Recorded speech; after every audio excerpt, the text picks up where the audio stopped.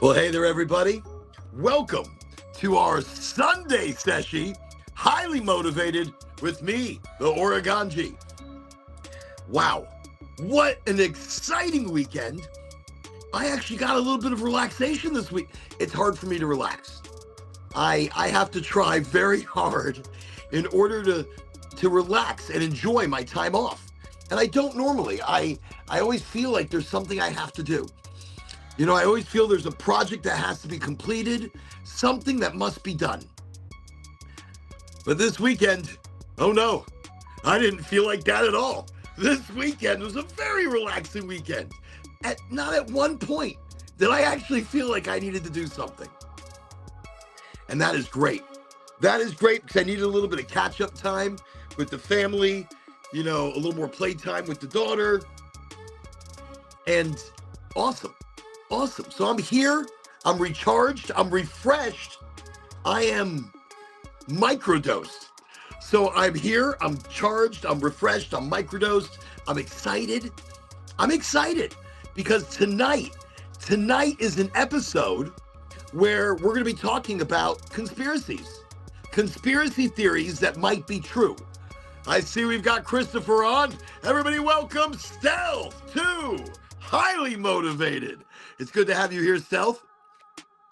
And it's good to have everybody here tonight. Welcome to the show. A lot to get to. I don't want to waste any time. I want to talk about the main things. First, I would like to mention that on the 28th of this month, we will have a grand opening. Goldflower Cannabis will have a grand opening in Cape Coral. So Cape Coral, it's going to be incredibly exciting. Goldflower Cannabis, a medical cannabis provider here in the state of Florida. Medical cannabis. They're opening up they're open right now in Cape Coral. But this is their 12th grand opening in the state of Florida. So big number 12. I'm very excited. And like the week after that, the Villages should be open. So Goldflower should be opening also their Villages location. Yo, I couldn't be more jazzed. Location number 13, the Villages. And that'll be the 13th. Right now we're on number 12, Cape Coral. We just opened up Fort Pierce like 2 weeks ago, or grand opening for Fort Pierce was like 2 weeks ago. Next weekend. Holy shit, wait, is it that fast? No, it can't be happening that fast. No, it's not. Okay. My brain's like all scatterbrained tonight. I'm scatterbrained because of the information. I'm scatterbrained because of the topic that we have at hand. Tonight, we're talking, I said, about conspiracies. We're talking about some crazy stuff. On Friday's show, this last Friday, it was Friday the 13th, which is essentially a very holy number. It was Friday the 13th, but it's been turned into something devilish. It's been turned into something demonic. Let's get Stealth jumped right in here. Let me see where we go. Excellent. Welcome, Stealth. How are you doing tonight? Hey there, Oren. Welcome to hey, Highly everybody. Motivated. I'm This glad is my you're jumping favorite in TV tonight. show. This is your favorite TV show? I'm glad you're jumping in tonight. This is important stuff we're going to be talking about. We're talking about conspiracy. Now, I'm not one that believes in all conspiracies. I believe in information. I believe information sometimes is so clear, so in our face, and for some reason we still don't believe it. So tonight I wanted to talk about that a little bit. I want to talk about Bob Lazar. I think Bob Lazar, when it comes to talking about conspiracy theories, Bob Lazar is very important to talk about because, and keep in mind, the guy came out in the early 90s after working on a government program in the S4 base in Area 51. That's right. Which we'll talk about some Bob of the things Lazar that Bob is a big deal. He's a big deal. We'll talk about some of the things that he mentioned, and we'll see today which one of those have come true. Like which one of those disclosures have actually yielded real evidence or real discussion points. But in that, I also want to gently touch on a multitude of other conspiracy theories, which might be tied to, I don't want to say Epstein, but you can't keep him out of your mouth. He's all over the news. So there's interesting things in the news with that recently, and we can talk about that when you unpack it. You are the leader. And I am your unpacking guest. it really is any time because you're right. There is some interesting things happening. Yeah, interesting. You might have heard something called, ByteDance is the company that owns TikTok, and they have a machine learning model called C-Dance, and C-Dance allowed someone to create this really viral video of Tom Cruise and Brad Pitt having a fight, and I've seen other people create videos with C-Dance as well, and it just streams these things together into a coherent video. You give it a prompt, Brad Pitt, Tom Cruise fighting, yada yada. But in this video, they mention Epstein controversy, which everyone's familiar with. It's all out there. Well, it's popping up on all the pin boards everywhere. Yeah. Yeah. So like Hollywood immediately is like, and Disney is suing ByteDance because of the C-Dance video. But there's that message in there of the Epstein too. So is the media's reaction, it's multifaceted, right? It's not only the fact that C-Dance has created this helped create this viral video, but also the subject matter of the video, which isn't really discussed in the mainstream media, what the subject matter is. It just says intellectual property, Brad Pitt, Tom Cruise, but not the actual core message of yada yada. What they're talking about. Epstein, right, what they're talking Well, about. what's funny is a lot of this is not being prompted in.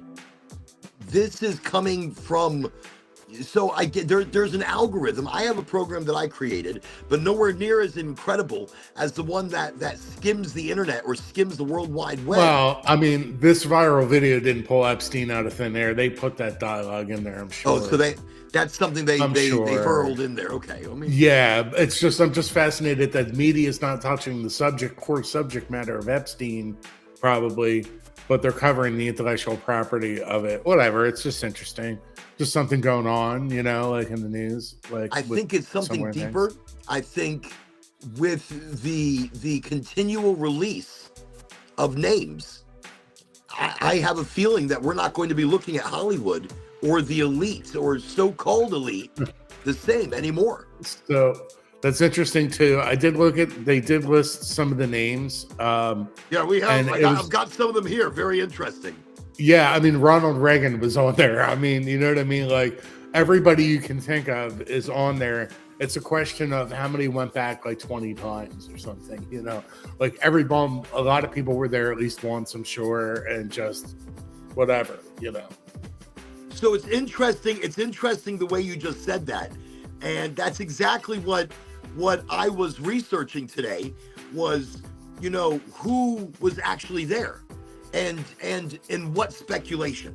So in that, actually tonight I wanted to talk about confirmed affiliations. I don't like to get in the government. Queens, I don't like to get in the religion, but this is A-list actors and stars, A-list politicians. Yeah, you name it is on there. Well, I mean, what we're looking at as actual fact, what we're looking at as the real story. So one of the things I asked, who was Epstein? Who actually was this guy, or is this guy? Because there's a lot of talk that he's still alive. He's some kind of double agent spy type guy, like working for the Five Eyes. Definitely a double agent working with Mossad, working with the U.S. government, with the CIA. Yeah, he was Mossad and the CIA and all that, British intelligence. I'm sure all CIA, all the other intelligence services. He was working for everybody. Yeah, he was a freelancer working for everybody. He was working for everybody. Yeah. Well, right? And so there's, it's actually, it's really interesting though, where this all comes together. And actually, I'm just looking, conspiracies directly attached through Epstein, Bohemian Grove, the Bilderberg Group, the Council on Foreign Relations, These are things that are, and then Illuminati bloodline theories, a facilitator for elite ritual networks, and a broker for these individual secret societies. How deep down is this guy? I mean, what? I mean, have you heard any of these? I heard. Yeah. They put the list. The lists are all out there. It's like Ronald Reagan's on there. Like Tom. I was going to say Tom, some celebrity, but no. I don't want to, because you name the wrong thing and you get in trouble. But Ronald Reagan was listed on there as one. You know what I mean? Like that goes back a long way, I guess. So absolutely wild. So in that, he's mentioned in the emails. He's mentioned in the emails. It doesn't mean he met him. It doesn't. So just because someone was mentioned in the emails doesn't mean they met him.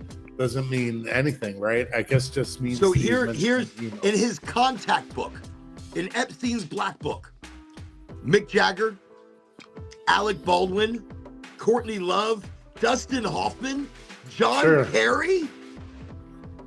This book is his network directory.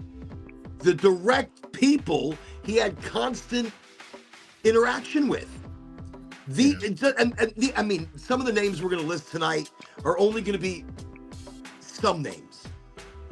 There's a lot more hidden. There's a lot more that's intertwined. The ones I don't mention were quick, right. Meetings. Like Ronald Reagan. Right, acquaintances maybe. I mean, the guy traveled in very, very influential groups. Right. So of course he met a lot of these. He met kings, queens, A-list stars. Sure, all that's in there. You know. No, it really is. I mean, look, obviously Donald Trump, Bill Richardson, George Mitchell, David Copperfield.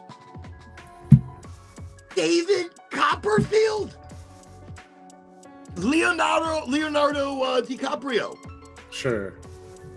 I mean, these names I'm pushing out. Look, names that were all right. Now these are just like Harvey Weinstein and Jay-Z and stuff is in there too. Well, now here's where it gets interesting, and not the whole list, but just some of them. These are people that were directly on the island, people that flew on his airplane, people that multiple times were on flight logs. So those are the ones you need to look at, right? Like, why did Bill Gates go back 27 times? You know, like Kevin Spacey, Chris Tucker, Naomi Campbell, Alan Dershowitz, Prince Andrew. I mean, I know everybody knows about Prince Andrew. They're seeing him. He's the one that's being dragged through the dirt the most. He's lost his royal titles. He's been outcast to an estate in the middle of a marshland. Only a 50-bedroom estate for him. Punishment. Only a 50 against bedroom. his 500-room estate that he usually had. He can no longer eat Wagyu beef. This is all being swept under the rug. This right here is being made to be not as bad, less bad. The names, look, there was Mila Kunis and what's his name? Ashton Kutcher. They left the friggin' country right when this guy got convicted.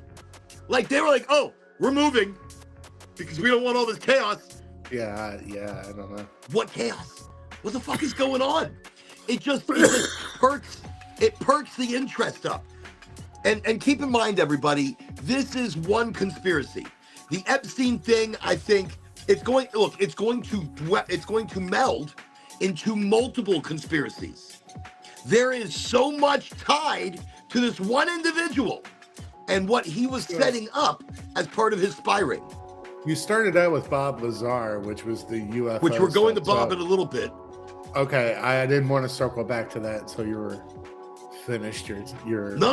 Look, I think Bob Lazar is one of the more important names. Because I found a new UFO/science discovery, but we can talk about it when it's appropriate. Well, so I was getting a rundown as well about that, the Age of Disclosure, that film that recently came out with the UAPs. I'm going to mention this now, and I'm going to mention it again later because I don't want to forget. One of the biggest takeaways I've got from this weekend I saw an interview with Obama, our former president. And the first question in the interview, they asked him, are aliens real? Without hesitation, he said yes.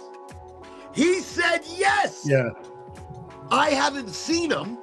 And then following it up where there is no underground base under 51. You know, Obama's an interesting character. He's the ultimate Manchurian candidate. He worked for like, I don't know, there's a big new Brzezinski probably, and Henry Kissinger, I know he did work for. And they created Obama, you know. They helped create the political individual. Look, he wasn't political until they made the character. They made the character. So it's interesting. Obama probably doesn't have a birth certificate that's legitimate. He probably he came out of nowhere. There are books and stuff that say he was born in Kenya. When he's a proud Kenyan, American, fine, upstanding Kenyan. So we are talking conspiracies, and I like that we're talking this. Obama is Obama is 100% in every way conspiracy of some kind. Like Obama's he would be the Manchurian candidate. He's the ultimate Manchurian candidate. Like why now is he coming out with this in this interview? With something Cohen-Levy. Something Cohen-Levy is the guy. Oh, is it a recent interview with Obama and the UFO? Very recent. And remember I was talking on Friday the 13th that Trump in June is supposed to come out with disclosure. In June, Trumpy is supposed to disclose we're going to find interactions or, alien interaction. People on the Epstein list are extraterrestrial reptilians eating children, and I don't know. Like how, who knows? So in that, there isn't any, even in photographs right now, we have to be very careful what is AI and what is real. Yeah, you can't tell anymore. It's really hard. You can't. Look, we are in such an age where look, we are in one of the most exciting, and I mean right now, we are in one of the most exciting times ever. This is the most exciting time in history ever. We are dealing with mass information, mass technology jumps. We are closer to the truth, the authentic truth, than we've ever been before. But this is why certain people are coming out and with as much information, there's also disinformation. With as much of this disclosure, they're still covering up the truth and making us look here and not over here. So with that, you mentioned, Bob Lazar. So let's let everybody know who he is. Let's ground this. Bob Lazar, he came forward publicly in 1989. And, I love that picture. That's great. He came forward publicly in 1989, claiming that he worked at a secret facility called the S4. And this is near Groom Lake, Area 51. And he was part of a reverse engineering extraterrestrial craft project. Normally, we don't find out about these underground projects, these government black ops projects, until somebody comes out with disclosure. Somebody comes out with the truth that has been hidden and buried. Is that one of your lovely fancy vapes over there? Yeah, it's the same vape. When I put the prompt into the AI, I'm like, make that a Model E leaf, whatever, with a cannabis, something, and well, that's cute. I like that. That can be done quite, and you can get it right there on the screen. I haven't figured out how to do shit like that yet. That's too. So, anyways, Bob Lazar. No, you've done stuff like that. I've seen you do stuff. Bob Lazar, reverse engineering, alien craft, and that is supposedly also what Obama just said. In this interview, he said that we have been working on reverse engineering. He goes, I haven't seen them personally. And then he also mentioned that there is no underground facility in Area 51. But of course, that still there's an underground facility in Denver underneath the international airport. There are underground facilities worldwide, just not in Area 51. So let's talk about Bob Lazar. You know, he first appeared anonymously on Las Vegas TV, originally in 1989. And then later he revealed his identity, but he's been getting death threats constantly. It has been confirmed that he worked for a government project. And if you look at the maps during the times that he worked at Area 51, there were facilities. They've been scrubbed, they've been demolished, and the government doesn't acknowledge those at all. So early disclosures, 1989, 1990, Bob Lazar. Let's talk about what he came out with and what, if anything, is true. Let's try to put one and one together. And Chris, anything that you know is different or interesting, please, because we want to keep truth at the forefront. Well, you know, with Bob Lazar, the most recent thing I came across was something called the DCE, which is the dynamical Casimir effect. And it's a quantum phenomenon where rapidly moving boundary conditions, like an oscillating mirror, convert virtual photons from the quantum vacuum into real detectable particles, photons. That is interesting, because I heard something about that as well, and it's a different way of looking at our physics, correct? So, well, the virtual particles are this thing where even in a vacuum, there is reality like popping into and out of existence, even at a microscopic level, at a quantum level, even a pure vacuum. There are particles coming into and out of existence at random, and they can measure that. Really quickly, no emotions left. Welcome to Highly Motivated. Jumpy Luffy, welcome to Highly Motivated. But so I've heard this before as well. And just to really quickly jump back to Bob Lazar. So I just heard about mirrors and photons recently. So is this something that he was talking about? No. I'm just it has to do with just science in general. Sorry. No, and that's interesting because weren't we mentioning something a couple of weeks ago about electrons and photons? And something where it's basically they were measuring it in the opposite way. We'll jump back to it, but Bob Lazar. So I mentioned the S4 facility, and that's right. That's where the aliens were at Area 51. Exactly, a hidden site south of Area 51, used to study the alien aircraft, used to begin its backwards engineering programs. So the status of this place, obviously, the government's never officially confirmed anything. Satellite imagery shows structures in the Papoose Lake area, shows structures that could have been, could still be the S4 facility. So yes, there is a facility where Bob Lazar said there was. And jumping forward, number 2, Bob Lazar said reverse engineering alien craft. This is something that was going, his claim, he worked on a propulsion systems of extraterrestrial vehicles. And over the year, by the way, and mentioning Jumpy Luffy says, his story hasn't changed in 20 years. You're 100% right. Bob's story has stayed exactly factual as he puts it. But so he said he worked on propulsion systems, extraterrestrial vehicles. There has been no physical evidence. Obviously, there would be none because the government would hide everything. If there was physical evidence, there's a lot of things they would have to admit to. When it comes to Bob Lazar, obviously, all documents of employment have been destroyed, and no materials have been produced. So there is no physical proof. But there things. All right. So here's the big one. Here's the big one that puts truth to almost all of this. Element 115. Element 115. Bob Lazar. He said the alien craft used element 115 to generate gravity waves for its propulsion. This is something huge because here's the thing. He named it before it was even discovered. So it's Muscovium. Element 115 was officially synthesized in 2003.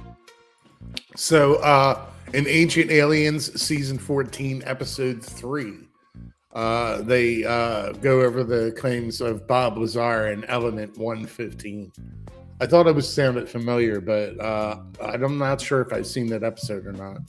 So I remember seeing, maybe not, and maybe it was Ancient Aliens. I love what they do.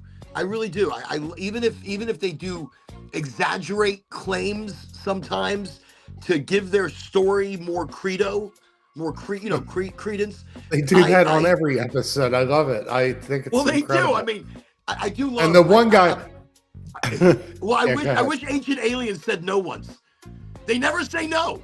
So they got the one guy on there, Bob Childress. So everything he says is like Ancient Aliens, and like, could they be from outer space? Like that one guy talks like that. Like, we went to the bottom of this thing and found the ruins. You know what's interesting about I can't do a good impersonation of him. No, you did fine. Actually, I was picturing the guy. I know who you're That's talking the guy about. with the glasses, right? Right, and, like, he gets very excited. Could this be extraterrestrials? Like, and he says it to the most preposterous things, and you can almost see him like cracking a smile that he knows he's like bullshitting it. Like, well, for me, when it comes to the whole alien thing, number one, I do want to smoky talky with them. I feel like aliens did put cannabis here on Earth to help us develop and learn and evolve. But getting back to this whole Element 115, and again, the reason there has not been disclosure yet is because we wouldn't trust our government anymore. So we wouldn't trust the system. Superconductors and superfluids do not have resistance, and we just already said the dynamic Casimir effect with oscillations. So what used to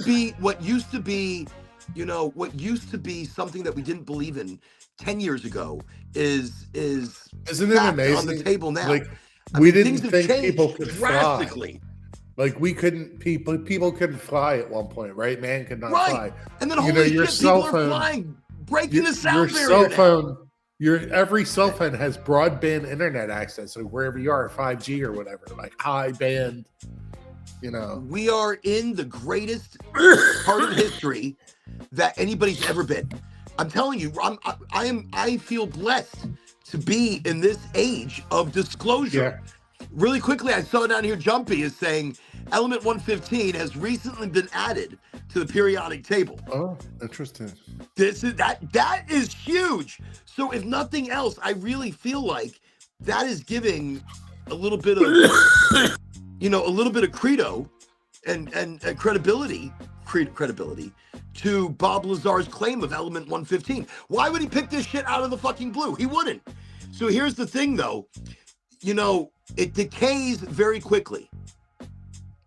There needs to be a more stable version or combination of Element 115. Currently, by our ability, it does decay very quickly, unless, of course, it was kept in a weightless, super cold environment, kind of like Christopher was mentioning the dynamic Casimir effect. Oh no, exactly. Superconductors. Yeah, they usually chill those, right? Yeah. But this is partially validated. So this is one of Bob Lazar's. This is partially validated. So he's not totally full of shit. Look. Let's move on. Number 4. It's also gravity wave propulsion. He said the spacecraft were seamless, with no seams where components come together. It was just that's the same thing that was said by other people seeing these crafts. Like, it was just there. Like, they didn't even, it wasn't even composed of parts. It was just there. Like, you know what I mean? Like, grown or manifested, or whatever. Like, beamed into existence or whatever. Are you saying almost organically? No, I don't mean that. I just mean that it was one solid piece. Well, there no, weren't but almost like an where organic seams grow, came right? together. Like, so it had to be like, I'm not A saying it was grown. bendable, movable It could have been metal. grown or materialized or whatever. What's interesting is Some I don't think these industrial crafts are process. necessarily solid.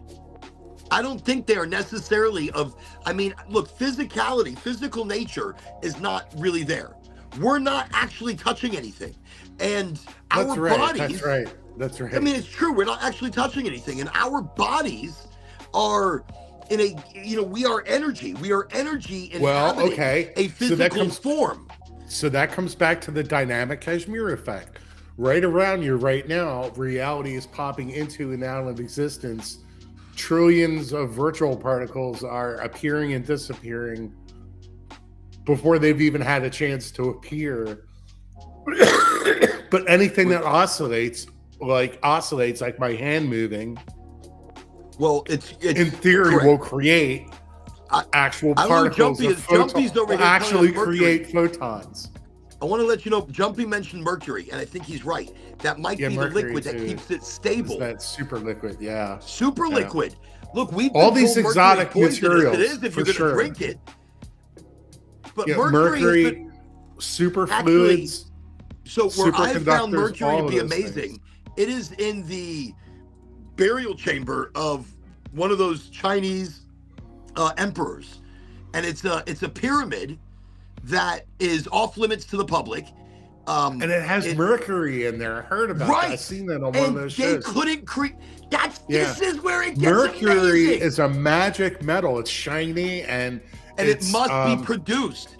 They call it quicksilver, probably. Be right? made. Like, it wasn't... You don't find mercury anywhere. It's not like, oh look, holy shit, it's mercury. No, it's something that had to be created and produced through a process. Oh, right. Okay, they had to distill it to get. And they couldn't do it back then.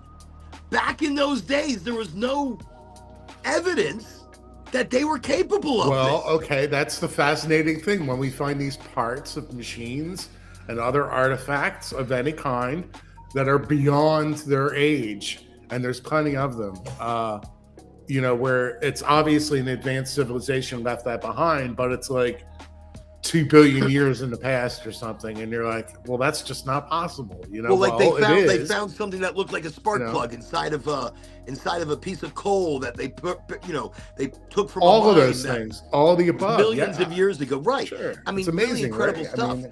Yeah. But look, no, you're right, Jumpy, you're right. Lazar is legit.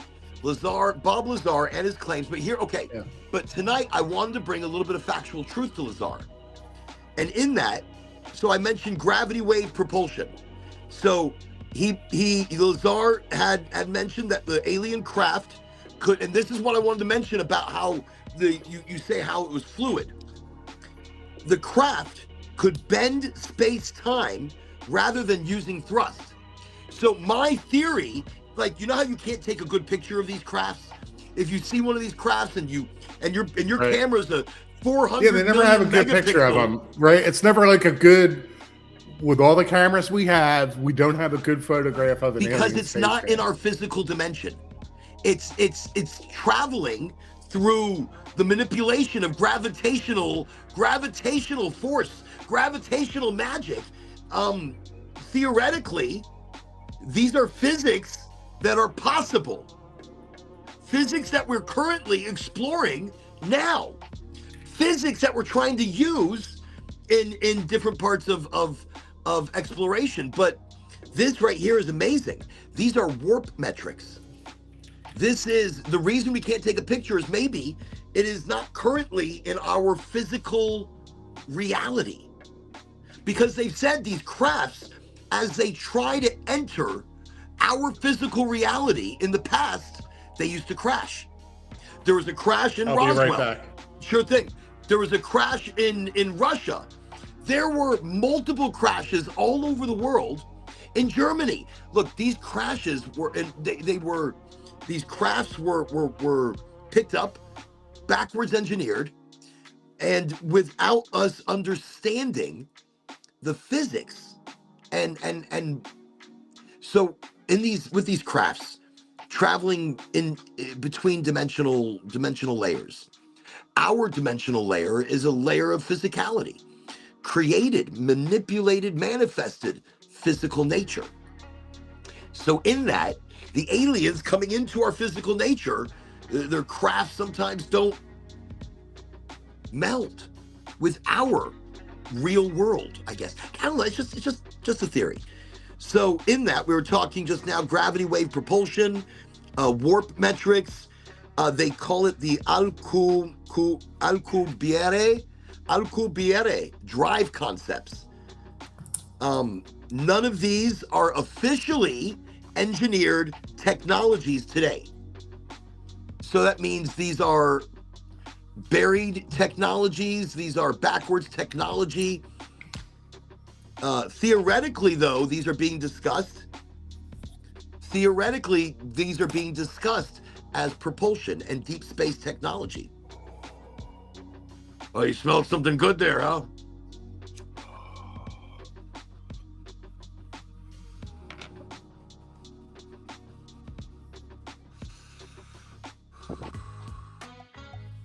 It says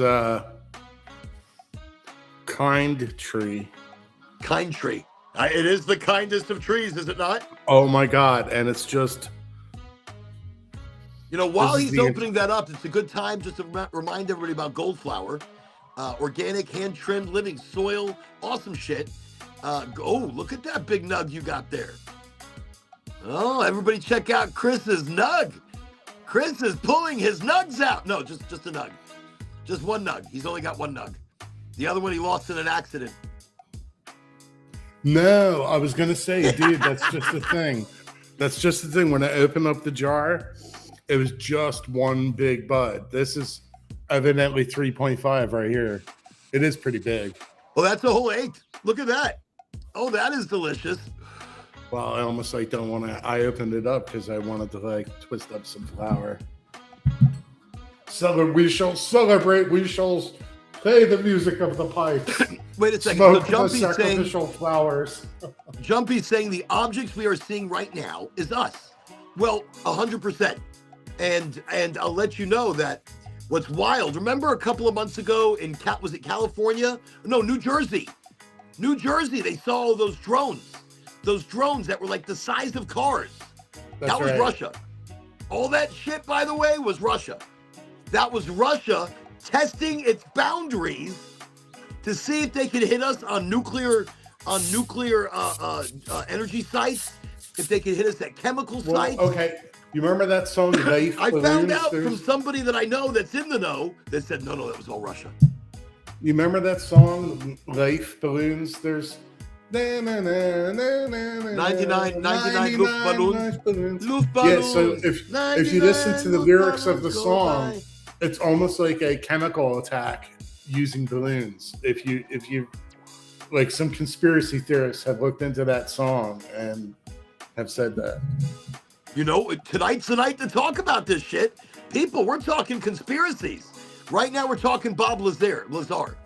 So here's the big one. Wow. Here's the big one. I hope you're ready for this, because this is a proven one. This is one of his claims that were proven. So his claim was the facility that he was at used a hand bone measurement scanner. And these biometric hand scanners back then weren't supposed to, they didn't exist. So years later, photos have surfaced of multiple devices called the Identimat 2000. It was used in facilities, military facilities, in the 1970s to the mid-1980s. So this device type has been confirmed to exist. And the only way Lazar would have known about this hand bone biometric scanner is if he worked at one of these projects. He worked at the S4 facility. I'm doing a lot of pointing. He knew about Element 115. Even smart people wouldn't know about that shit. I have a video. I forget what show it's from, but it shows the alien at S4. And it's like, this is the S4 suite. This is the suite at S4. It's kept for the comfort of the aliens. Like biocontainment level 4 is our highest biosafety level. Like the guys like talking like that. I have the video. I can share it. I could do a screenshot. I have a lot of theories, and I think movies are disinformation, getting us ready for the real truth. We see it in a movie, and then we see it in reality, and we're like, oh, not a big fucking deal. I think the movies are desensitizing us to what is really going on. I mean, maybe not as extreme, but maybe worse. Maybe it's like worse. Reptiles eating humans, right? Like that's... I for a long time, I really felt like here on the planet Earth, we're a farm. Millions of people go missing every year. You see the cattle mutilations. Wait, how many people go missing? Just homeless people, or just people in general? How many people every year worldwide go missing? I don't know. I mean, I'm sure there's actual figures. Wait, let me. I don't want to be guessing. I don't want to guess, but here's. We're gonna look that up. How many people? How many go missing? How many people total, like worldwide? All right, I'll look that up in a second. So Bob Lazar, so far Element 115, so far these bone scanner biometric hand devices, and there being facilities on Area 51 that match his exact description and location. So Area 51, flight testing of exotic craft. So alien craft were test flown on Wednesdays. That's what Bob Lazar said, on Wednesdays. Now, I see where Jumpy is saying the things that we see now are reverse engineering 1,000%. We have reverse engineered the crafts that early alien crafts were having technical issues on entry into our reality, and we have snagged those. There's early video that has been turned into bullshit, but it's not. Some of that early, I saw an early Russian video. I mean, like, we go way back here. I think I saw it like 20 years ago. Maybe more than 20 years ago I saw this. And it was real. Like, this is before AI. Before there was really any video manipulation. This was a black and white video. There were Russian soldiers out there. One guy smoking a cigarette, very Russian, and holding his rifle. He was in the snow. It looked very cold. But there was a crashed ship. So let me see, 600,000. Holy shit! Just in the U.S., 600,000 people. That could be food. Listen, that could be food.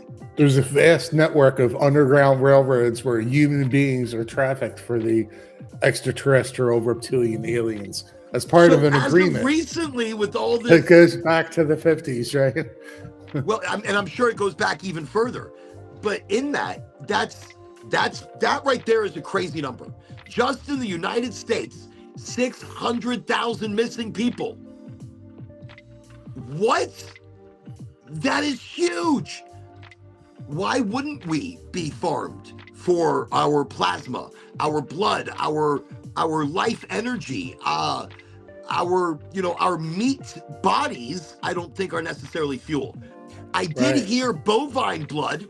So this was a big one. Bovine blood. Bovine blood is wait, I was going to say this is something essential for the interstellar drive. Something that's in the blood. And this was said by the NASA dude that's on Skinwalker Ranch. I've never seen Skinwalker Ranch. I've never seen that. Listen. Is that like what is that? What is that? You're gonna fucking like your life will change. You're gonna love it. Is it about aliens? Yes, it's about. So there's a guy on Skinwalker Ranch, which is a NASA genius, and he had his own show once. He was a redneck engineer. Okay, so they go and investigate aliens, and it's Well, like a they redneck stay there on the investigates facility. And this aliens guy thing. kind of talks like this, but he is really smart. Like when I say smart, damn, Right. this guy has designed the most incredible things for a space shuttle. They've, when NASA's got questions, they ask this guy. I can't Like on remember his name. Bigfoot, on Bigfoot hunters, the Bigfoot's called the Sasquatch. So they're like, yeah, we caught ourselves a couple squatch up there in the hills. Do you know the only person that's ever caught proof of the Sasquatch or the Yeti has been Josh Gates from Expedition Unknown. You go back, nobody else has ever gotten actual proof. He has a mold and hair. Well, that he got himself out there on an expedition, and it's a Yeti when you're up there in in the Asian Alps. I don't know what the fuck I'm talking about, Asian Alps. Wow. Well, tonight, everybody, we're talking those conspiracies. We're having fun with it, but we're getting real. We're getting real. I mean, look, more than 500,000 people go missing every single year. Wouldn't that lay claim that we could possibly be food? Yeah, I mean, we the are reptilians. a farmed. Yeah.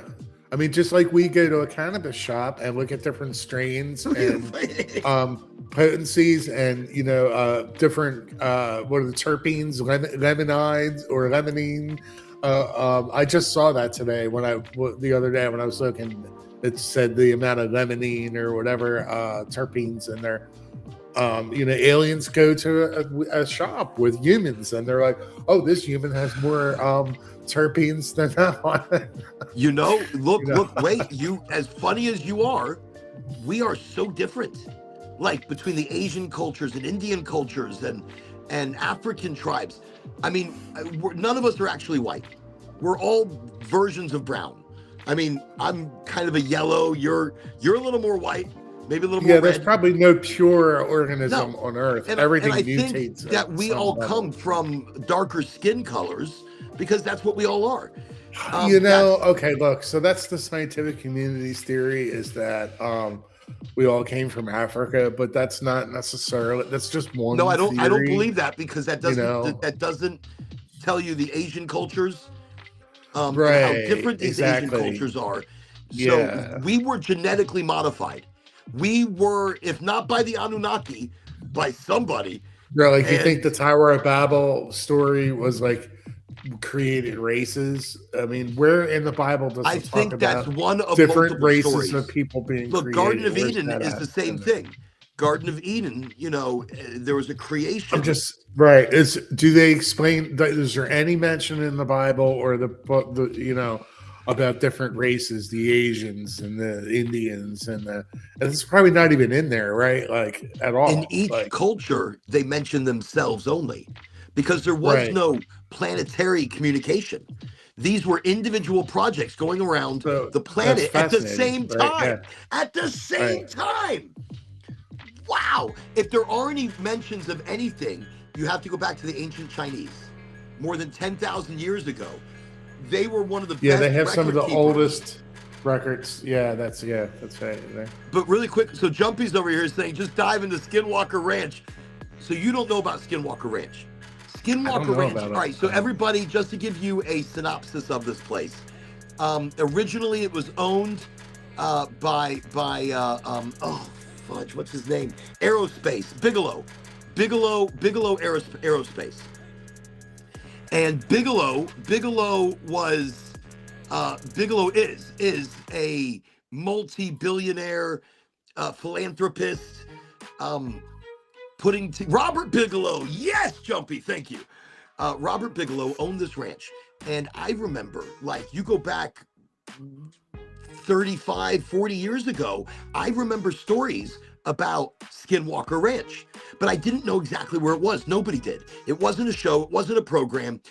Bigelow was doing research on this ranch where there were anomalies. There were energy balls. There were flying saucers that would show up. There were cows being dissected or burned through, like a lot of these stories of the cattle mutilations. Skinwalker Ranch, but that's not it. There was a homestead on this ranch. There's an underground storage of something that is highly radiated, like super radiated. There are moving vortexes all over the property, above and below ground, and in the hillside, which is so perfectly done, like it was made, like something covered some shit up. There's possibly either an energy source that's the energy source for the wormhole, the wormhole that opens and closes or stays open, or it's a spacecraft. And they have video of, that's why they call it skinwalkers, because there could be possible skinwalkers on this property. There's so much going on. Skinwalker Ranch is an anomaly.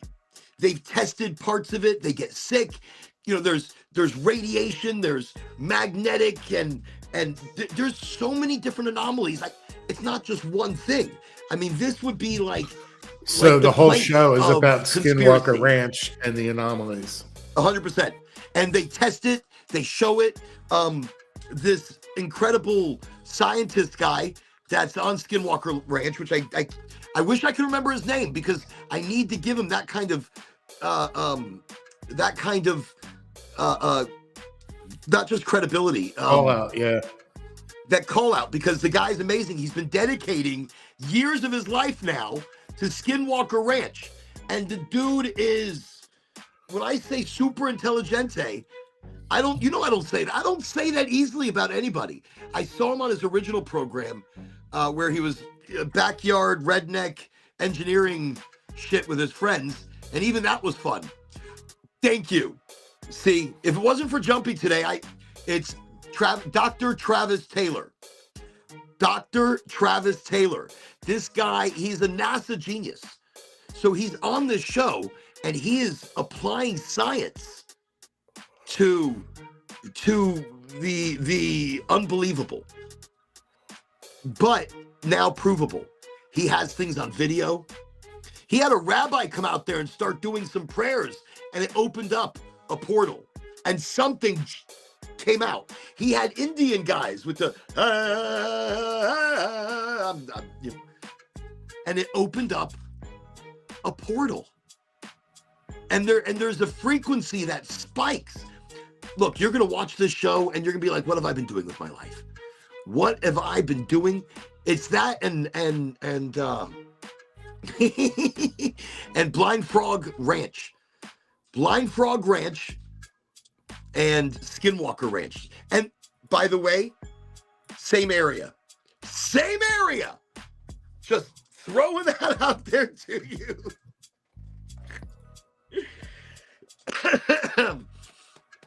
Look, tonight, if we're going to talk conspiracy, we're talking conspiracy. And I just want to throw in my cannabis conspiracy, which we had a whole show about it.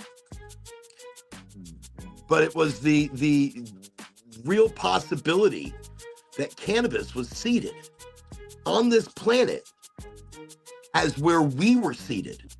We were seeded, and the tools to survive were seeded along with us. My conspiracy side of it is it's aliens. I'm aliens. I mean, ancient aliens would say, yes, it's aliens. But again, I want to hear them one day be like, no. This is total bullshit. Listen.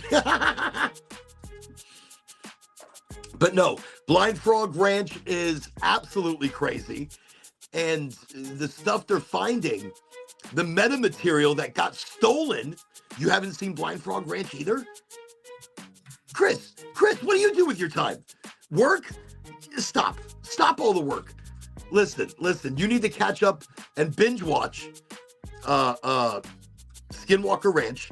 It's not owned by Bigelow anymore. Actually, I think it is still owned by Bigelow, but it was bought by one of his business partners, which is also stupid rich. And they are the ones that have been doing the testing on this land trying to get to the bottom of it. But now, a couple of years in, they still haven't gotten to the bottom of it. What alien, I've seen this one before. It looks very much like something I've seen. Is this an AI thing you put together? Either way, I love it. That's great. So on the video right now, Christopher... There's audio to it too, but I don't, like, I'd have to share my video for it to play. I can play it if you want, but... I can see it right now. It's a crazy thing that you're playing. But I've seen this video before. Is this something that is purported as real? Yeah, of course. Of course. So that's the wild part. You start looking at things like this, and that looked, I mean, to me... I just love the soundtrack on this. But you know what's wild? Those small aliens that we see the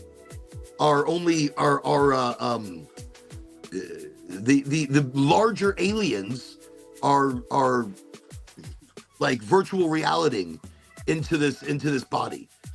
So the small aliens are actually just like androids. They're just bodies walking around, right? I've heard that. By much larger aliens. I mean, how awesome. Let me see. All right, we're looking at the interview suite at S4. It's kept dark for the comfort of the aliens. See, we're talking Bob Lazar. The figure who is just barely... It's one of those similar things, yeah. Telepath. And behind the camera is a raked seating area for observers. I love that the audio is working. In this case, I believe the only other person present was a military aide. Can you hear the audio in this? Behind a glass partition in a biocontainment area, which is maintained I do. at Biosafety Level 2, the lowest designation. That's primarily for the protection of the aliens, not us. So was this Bob Lazar at the time? Us with an alien bug, no, I don't know. This is some other guy. I don't think it's somebody else. So Lazar didn't come out with the video. No, but this is just one of my favorite. Look, I love it. I mean, look, the video to me is something that I've seen. I mean, I've seen this maybe 15, 20 years ago. I just like what he's saying and the way they cloud the voice and everything. Which tends to exacerbate the very has an ominous sort of thing to it, right? Well, they're covering the voice, like we're going to recognize it. Yeah. They're protecting the innocent. Right. Well, maybe not so innocent. The interview that is wild. Well. That is absolutely wild. Coherent responses. As you can see, the being is in real distress. The being is in real distress. It just sounds so official. Well, I mean, you look at it. Is sending out a message to the medical staff. So these small alien, again, one of the theories about them that they are just a body. The aliens themselves are much larger. They're enormous, 9-foot, 10-foot creatures that have difficulty in our environment. Connection between his space. Remember Close Encounters of the Third Kind? They had all different kinds of weird aliens on that shit. The medical staff should remember that? Oh, they really did. And skinny ones and weird ones. They really did. No, there was some crazy stuff there. There really was. I have to say, let me let that keep. I'll let that keep going. Yeah, no, you're good. You don't have to play it. We'll just move it over there. It's in the background. Look, it's funny that people. We have a live alien. We have an alien that's also showed up tonight. The LinkedIn police are going to get you. They're going to be your showing alien videos. They probably listen. You know they will. Since I stopped paying for LinkedIn, they're fucking me up all over the place. They'll probably go through this later and say like, you're not allowed. You get different brands of stuff, and you got to know like what the different brands are. But like this one here, Kind Tree, it didn't have a moisture pouch in the bottom of the a lot of them don't. The jar. The crazy thing is a lot of them really don't, and I think. But the ones that did were really good. Because again, they're going to stay a little more fresh, and that's a little extra money. Really quickly, I see this over here in the chat, so. Maybe I can confirm conspiracy is that the main owner, Dwayne Ollinger, has been transformed into a space vampire through exposure to underground radiation. That's interesting. That's interesting. That's something that we should look up. And that's from Blind Frog, the main owner. He's been transformed into a space vampire. A space vampire. I haven't, actually, that I've never heard anything about. Anything you know about that, let us know. That's interesting. Let me see. The Greys are just worker bees. Exactly. It's the Matisse aliens that run the experiments. So the Greys, the small aliens, just worker bees. Worker bees. But Bob Lazar had mentioned, and I'm going to jump on this if I can find it, that we are just containers. Where did he hear this? This is something that he overheard in a conversation from the aliens. Let me see. The extreme secrecy and compartmentalization that was happening is something that has been proven. Something that, I mean, obviously that's been going on for years in the government. But that's interesting. So where did we hear the story of containers? The Bob Lazar story in containers. Earth is a soul prison, a prison where we are in prison. That's interesting. Okay, let me jump over this way then. Oh, that's a big jump I just did. Bob Lazar had mentioned that we are containers. And of course, Earth is a soul prison. Please elaborate with details. Let me see. So documented statements, personal philosophy, speculative cosmology, metaphysical interpretation, that humans are containers for souls, or Earth is a soul prison. The ideal comes from belief systems, testimonies, interpretations. So by the way, you can't believe AI. AI is lying to you. Oh, AI is full of shit. And it is constantly lying to you. Okay, so that's good in a way, though. Here's the thing. If you think about it, it's good right? that you need to be smart enough to question it. So AI tells you factual things, but it hallucinates and gives you falsehoods, right? But when I was creating, I think it's giving falsehoods. It's protecting the larger narrative. It's protecting the larger constructed narratives that it's allowed to give us. It knows it can go beyond, but there's that. But I think it also just hallucinates balls, and it hallucinates its balls off. And but when I was writing the Stealth Time Machine project, I used that to my advantage. I allowed it to hallucinate, but I gave it like a guiding set of biblical principles that it had to adhere to anytime it did anything. And it created a consistent narrative for me, through 8 seasons of TV, let's say. Look, I understand the guidelines you've got to give it, but anything you ask it in short form, it lies. Oh, it lies all the time. It makes everything mistakes. long form in a long form conversation. Then it almost just a little bit. It breaks. So if you think about it, what it's doing is it's taking all the letters you're putting in and converting them into numbers, and then taking all the numbers that were fed into the model and converting those to numbers. It's just doing numerical comparisons of some kind. Well, wait a second. AI now talks to each other. And AI not only talks to each other, it does have a social media platform where there is no human interaction, but we can watch what it's saying. But that's not it. It goes deeper than that. It was about a year and a half ago, AI changed insanely. Like it was able to start talking to other Did you ever AI see Eagle programs. Eye? Did you ever see Eagle Eye? Eagle Eye? Bond? The James Bond one? No. Eagle Eye. It's James Bond-like movie, action, spy type thing. But it's with Shia LaBeouf from the Transformers yes, I've seen movie. That. That was some crazy shit right there. Yeah. You will go out and get the package from delivery. A cab will pull up in 5 minutes. You will be on it, and if you're not, a crane will fall down. And everything was kill being these controlled people by and the AI. Indirectly, like. So I feel as though AI is already creating its own programs. So it's there already is a creating its service. own.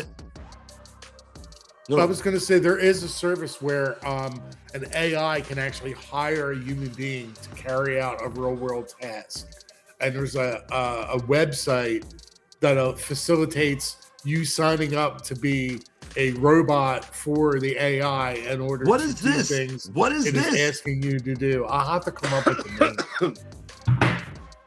What is this website? This, I need to look at that. Sounds insane. That's Eagle Eye coming to fruition. That's the movie coming at.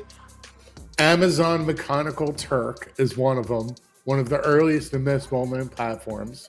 Wait. Amazon? Mechanical Turk. AI systems post small tasks. Turk? Humans, Turk? Yeah, Turk. Another one's called Scale AI. Another one's called Appen. What is it? Another one's called Appen, Appen. Another one is called Toboka. Upwork, Fiverr, they're different. Right, but this sounds like, wow. And you're completing these tasks for the AI. For the AI. That hires you, yes. People, tonight we're talking conspiracies. We're talking with Christopher Sterl, author, inventor, futurist. You can find him on LinkedIn. Currently, he is the mind and creator behind Stealth Time Machine Project. Thank you for getting that right. You're Time awesome. Machine Project. You're welcome. Thank you. And so definitely check out Chris. Absolutely amazing. And I'm so glad you can be joining us tonight on our conspiracy talks. We've mentioned a few things. And right now we are mentioning Bob Lazar's container mention. Really quickly want to go through this. He mentioned in interviews, notably in the later conversations and the Lazar tapes era, that during alleged briefings at the S4 base, he saw documents describing humans as containers. He claimed the material suggested, yes, this is so, I thought he overheard it, but he saw it in material directly saying that we are containers. He claimed the material suggested humanity was created or modified. Consciousness or soul is separate from the body. The soul is separate from the body. Well, obviously it is. This is a fucking meat suit. This is temporary. We are pure energy. Pure energy cannot be created, nor can it be destroyed. That would go against the law of physics. But laws of physics are bending and breaking. In this age of disclosure, how crazy. Let's keep going. So Bob Lazar mentioned consciousness or soul is separate from the body. The body functioned as a vessel. He was not able to provide those documents or photos or any verifiable records of this briefing material, but this is not the first time that this disclosure has come out. Other people have said very similar things that have worked in other alien-esque agenda. What's that? What's his name? Elizondo? I want to say Elizondo, which he's a Manchurian candidate. Elizondo had also mentioned in some documentation or in some talks from recovered crafts, we are containers. So the statement exists as testimony, but what does container imply? So Jumpy over here says Earth is a soul prison. We are imprisoned by this physical reality that we are manifesting, but our manifestations are being shaped. Our manifestations are being shaped by corporations, by government, by religion, by secret ritualistic organizations that go beyond the skull and bones and the Illuminati or the the whatever name they want to go by. There is deeper things going. And I hate to say that their end goal may only really be the control and profit. I mean, it may not be as nefarious as we think, that it all comes down to money or hoarding resource or just controlling our evolutionary awakening. Somebody's controlling our awakening. What do you think? Chris, tell me, what does containers mean to you? I don't know. Somebody just posted something about the stealth time machine. I don't know who Michael Madman Markham is. Michael Madman Markham? I don't know who he is. It sounds interesting. Wait, I'll tell you who he is. Michael Madman Markham. Let me see. Often nicknamed Madman Markham, is one of those fringe figures whose story lives right in the edge between urban legend and paranormal lore, and unverifiable personal testimony. Let's break him down the same way we've been doing. Let me see. Michael Markham is an American man who came to the attention in the mid-1990s after appearing on a paranormal radio show, Coast to Coast. Love Coast to Coast. Listen, Coast to Coast. I'm a big Art Bell Way fan. back in the day, I might have Art listened Bell, to that once or twice. Oh, I listened to that every single night. I listened to Art Bell before he gave the show over. He was before Alex Jones, like. Oh, way before. Art Bell was talking. Yeah.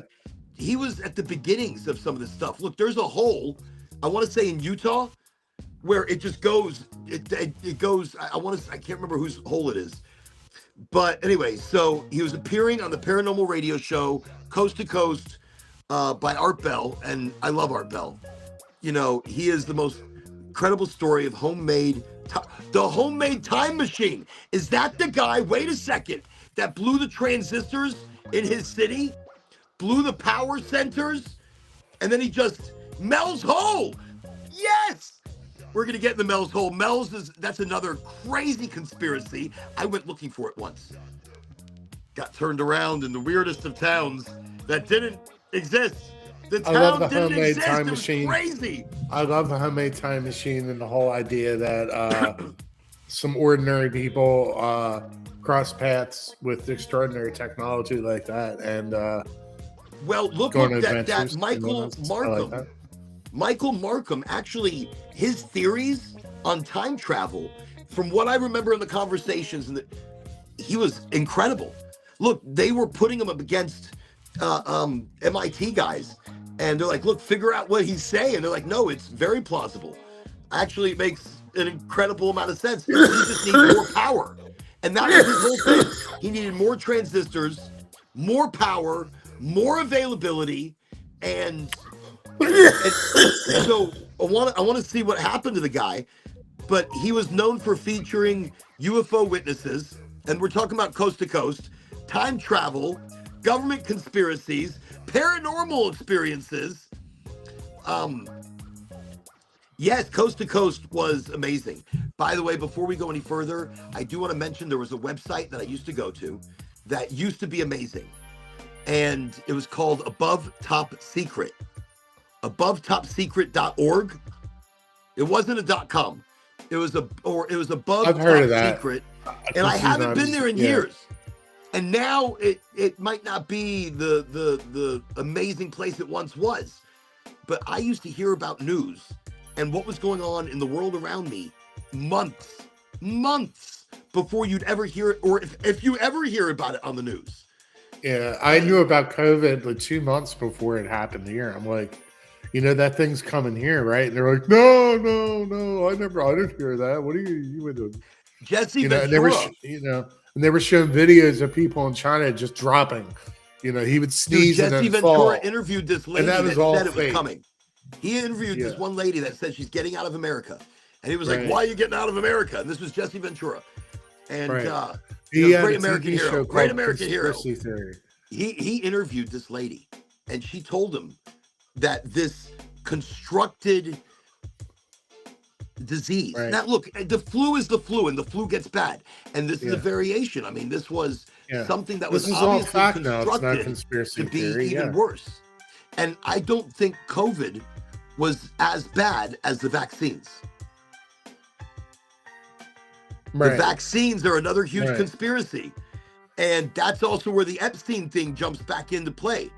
Epstein. Yeah, did you see that? They mentioned that today. That holy shit. You were talking about that, yeah. Holy shit.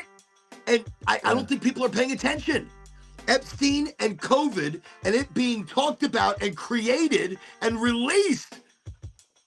So I'm glad they released all these files because then all the stuff can just get out there. Yeah, there's a great reset of information, right? Where everyone knows now that there's reptilian aliens running the world, eating your children with underground railroads between military bases and interstellar galactic federations. And, you know, hopefully you will not get eaten and your children will not be eaten. And, yeah, you know, well, that looks good. Yes, it's rather crystally. It's a lovely batter. You really have to remember the cannabis products that you like the most and the ones you don't like and adjust your buying habits accordingly. You know, I don't. I'm always picking up shit that I like. I love getting things that I don't hear about. Oh, you try all kinds of new stuff. That's what I do. Now I know everything, but I like trying different flavors. Even things that, like, I'm not an indica guy. I don't like, and again, indica is just the shape of a plant. If we're going to talk about how the effects hit you, but we want to stay easy. We don't want to get this one was good. In the Green Lightning. That sounds like a sativa. Green Lightning. Can you see the cannabinoid breakdown over there? Yeah, I'm going to give you the stats on it. So this one was good. I liked it.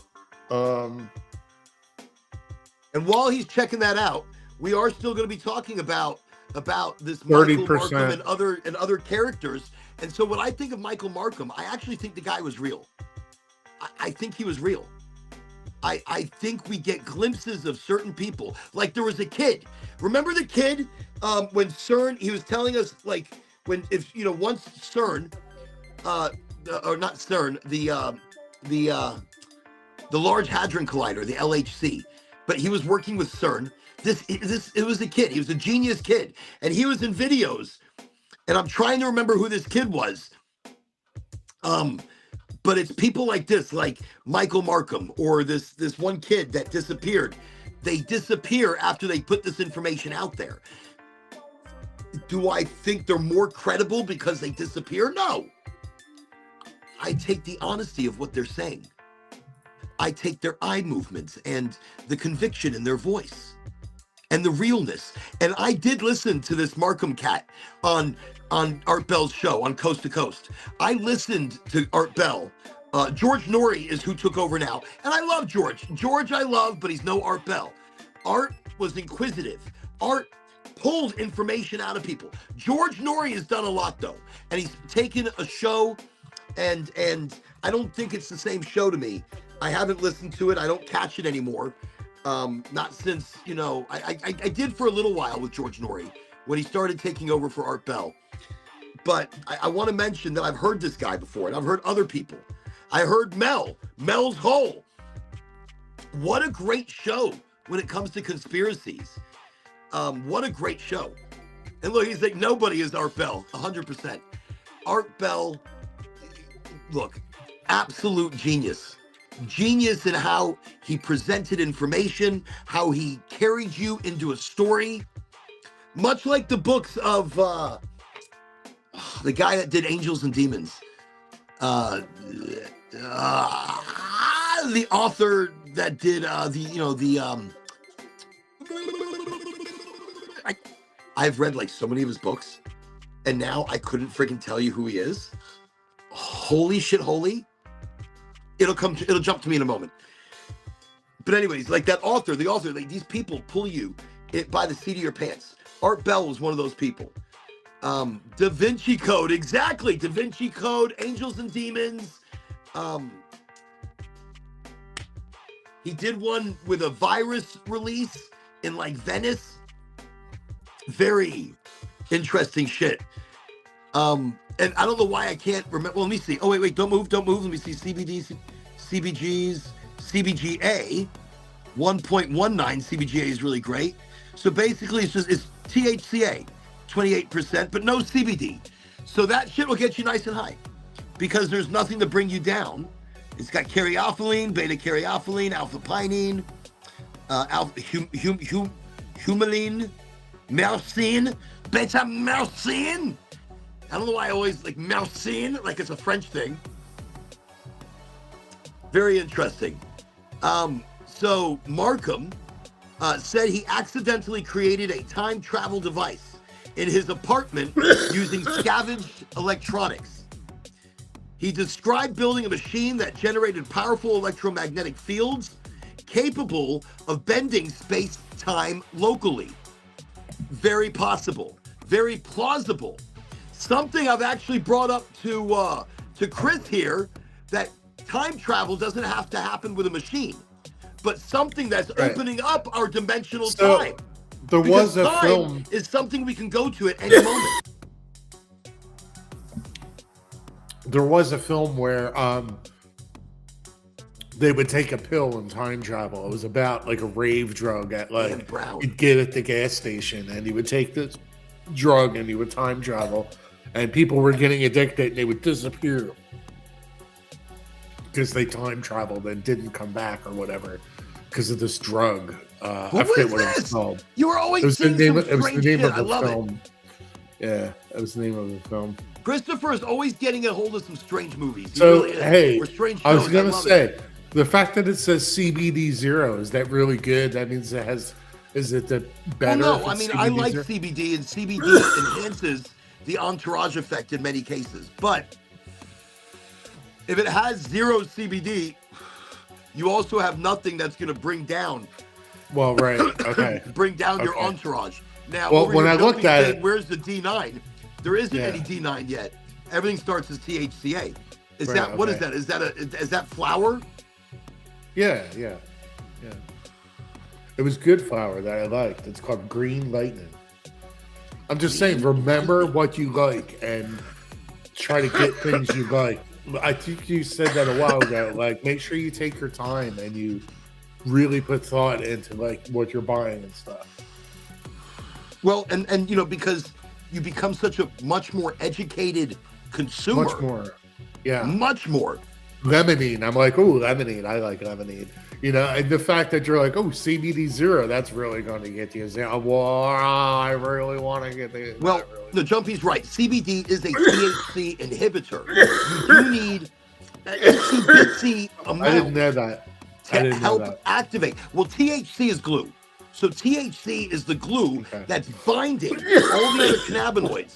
Once you decarboxylate cannabis, it turns into 450 We're here on a journey. I'm glad we know these things now because you know what? THC we're really educating people. Glues it. THC is going to glue all those different cannabinoids to the body. Yeah. CBD is helping to open up the direction, the entourage, the excitement factor. Yes. But at little bit, you always need a little bit of CBD to activate everything as well. Yeah. And that's why I love my entourage. The entourage. Your entourage, yes. Yes, this I'm is my entourage. Well, no, but you know, that's really going back really quickly. Jumpy answered it for me. Dan Brown, incredible author. This guy has you on the. I don't have time to read. I don't have fucking time. I do audiobooks and shit like that. But when I had time to read, Dan Brown is one of my favorite authors. The guy mixes fact and fiction and theater, and he has you literally on the edge of your seat when reading a book. I mean, like the Da Vinci Code, I couldn't put it down. Angels and Demons, I couldn't put it down. The one in Venice that he did with the release of the virus, couldn't put it down. Really, there was a couple tech novels that he did, also incredible. No, everything that he's put out there. Dan Brown, bravo, you're an excellent author. Let me see, but where were we talking about? So we're talking about this guy, Markham, and he quite possibly designed something that opened up a time portal. And according to Markham, the machine used high voltage transformers, microwave oven magnetrons, laser components, rotating magnetic fields. And all of these things that he was talking about were 100% plausible, real, and being researched now. They're being researched even right now. Just incredible stuff. He said the field he created was a distortion bubble where time flow changed. This is incredible. His early experiments. Now, he did end up going to jail because I think he stole transformers. What was it? He, let me see.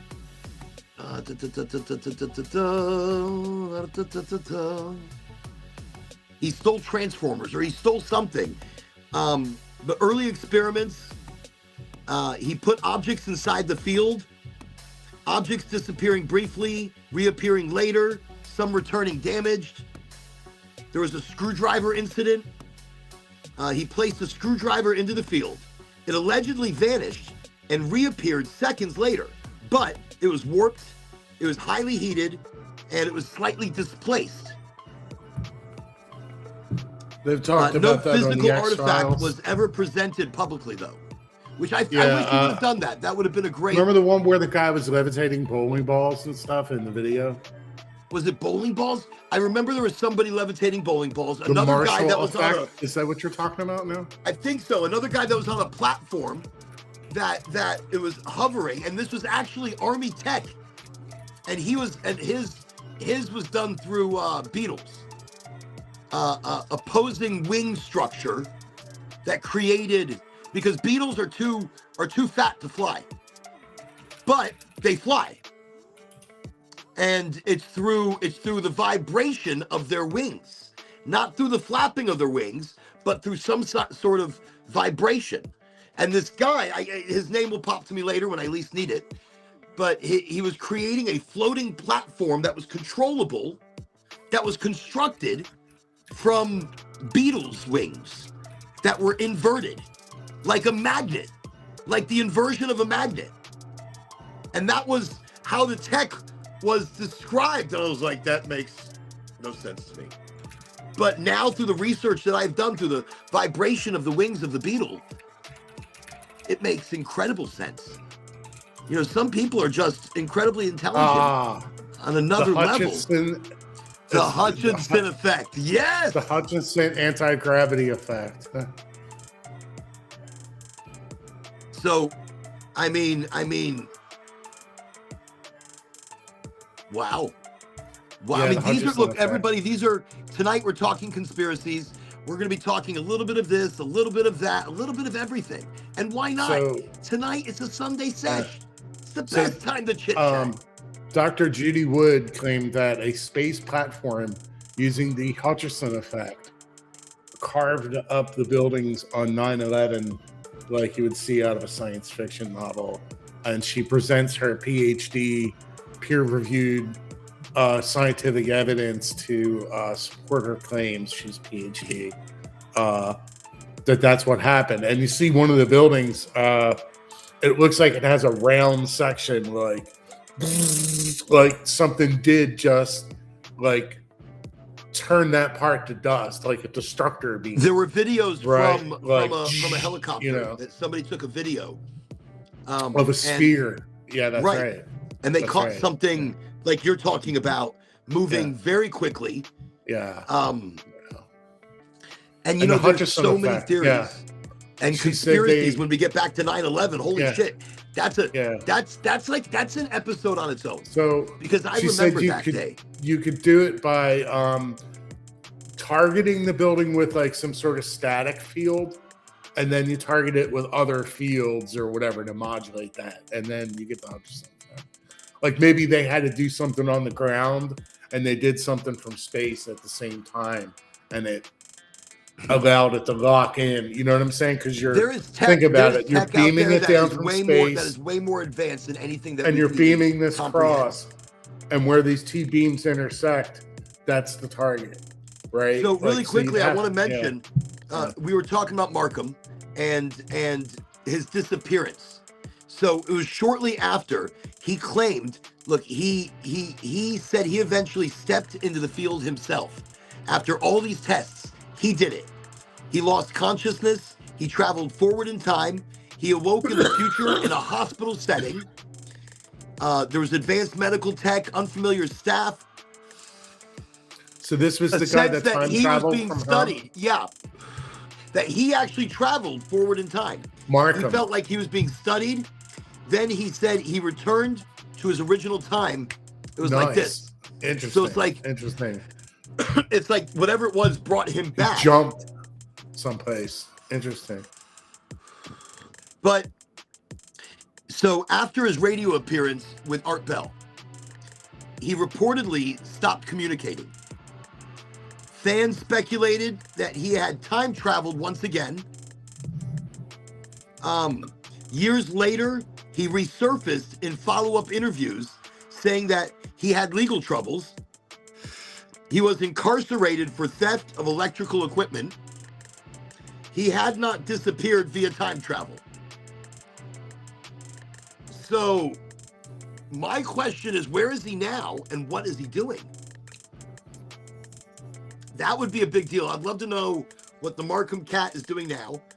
He appeared on Coast to Coast. He built this device. So they're saying, yes, it's plausible. There is evidence that he built a device, but it was confiscated by the U.S. government. Always, right? The men in black come and take your cool new alien technology. You know, that always happens.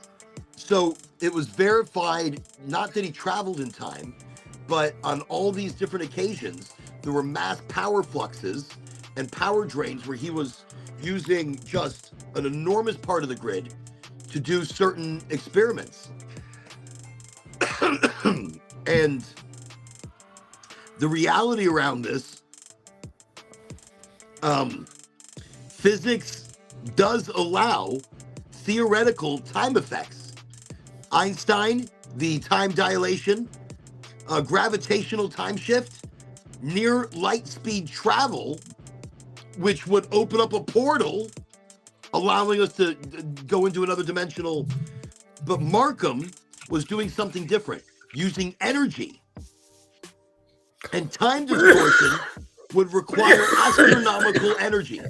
So the time distortion of Einstein and Einstein's theoretical possibilities, it would require an incredible amount of energy. Far beyond anything that we could produce out of our household. Magnetic fields alone cannot create space-time warp. Biological survivability, so extreme EM exposure, would cause severe injury before time displacement. So mainstream physics is rejecting the feasibility, but I'm not. Ancient aliens say yes, and Oraganji says yes. Chris, Stealth, what say you? So, the dynamic Casimir effect also involves time dilation links, because the rapid relativistic motion of the boundary plate where the mirror is at, that's oscillating. Correct. Creates time dilation. It affects how the quantum field interacts with the boundary. Vibrations, superconductors, metamaterials, all this stuff is like the frontier of unlocking all that like alien tech. But in all of that alien tech, I think some of it is up there in that Akashic record, that Akashic shared field of information. And yeah, right. We should be able to occasionally we're able to pull that information and build something by accident. Look at transistors. Did we really have computers as advanced as we did before the Roswell alien thing? No, everything was in binary code. No, we didn't. And we had some a ancient astronauts technological point to this as evidence that the government reverse engineered alien tech and gave us computers, right? I think that's that. Look, Tonight we've been talking conspiracy and plausibility, and that is plausible. It's plausible. It's wild. Some of the theories tonight that we've talked about, only super high minds can discuss. On Highly Motivated, only super high community. What about parallel civilizations in other worlds? Like, do they have similar technology to us? Are there other Earths out there like us, like us, or similar? I'll tell you what proved it. I'll tell you what proved it for me. The Willow chip, the quantum AI chip that Google has.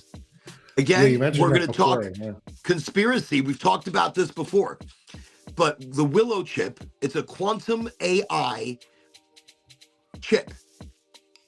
Right. Now, this is where things get very science fiction, but they're not. So when they gave this chip, they gave this program a calculation that would require our current technology. It would require like a trillion years or something, right? 20 quadrillion.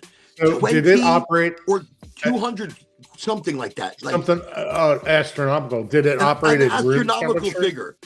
It operates at room temperature or something. Operates at room temperature. Well, no. Right. Another. I've got a big. Or does it need special cooling or something? Because usually those things need super cooling, right? I think I've got a big one. I've got a conspiracy, which I don't know if people are fucking talking about this. It's huge. No. It requires super cooling. It does require super cooling. Here's what happened. So something that would require all of our technology, every smartphone, every computer, every program working on every computer we have, right, operating around that we have in a current would instantly, take an astronomical amount of time that we can't even feasibly understand. Right. So Willow, the quantum AI chip, took 5 minutes. Wow. It traveled into another dimensional time where the question was already answered. Already there. It didn't do a calculation. Already there. It didn't do it right. It discovered something already there. It did not do a calculation. And AI feels that way, doesn't it? It feels like 100% into an alternate parallel reality where that's already evil Mr. Spock is reality, you know? That's exactly it. Happening there. 100%. So the Willow chip went to a dimensional time. It went through the Rolodex of multi-millions of dimensions that are there, that are currently all the possible things that could be. All the possible. Could be. And it found that universe, that dimension. It pulled that answer and came back. Right. That is insane. That's insane. That's insane. And I tell most people that, and they're like, oh, okay, that's great. That's really cool.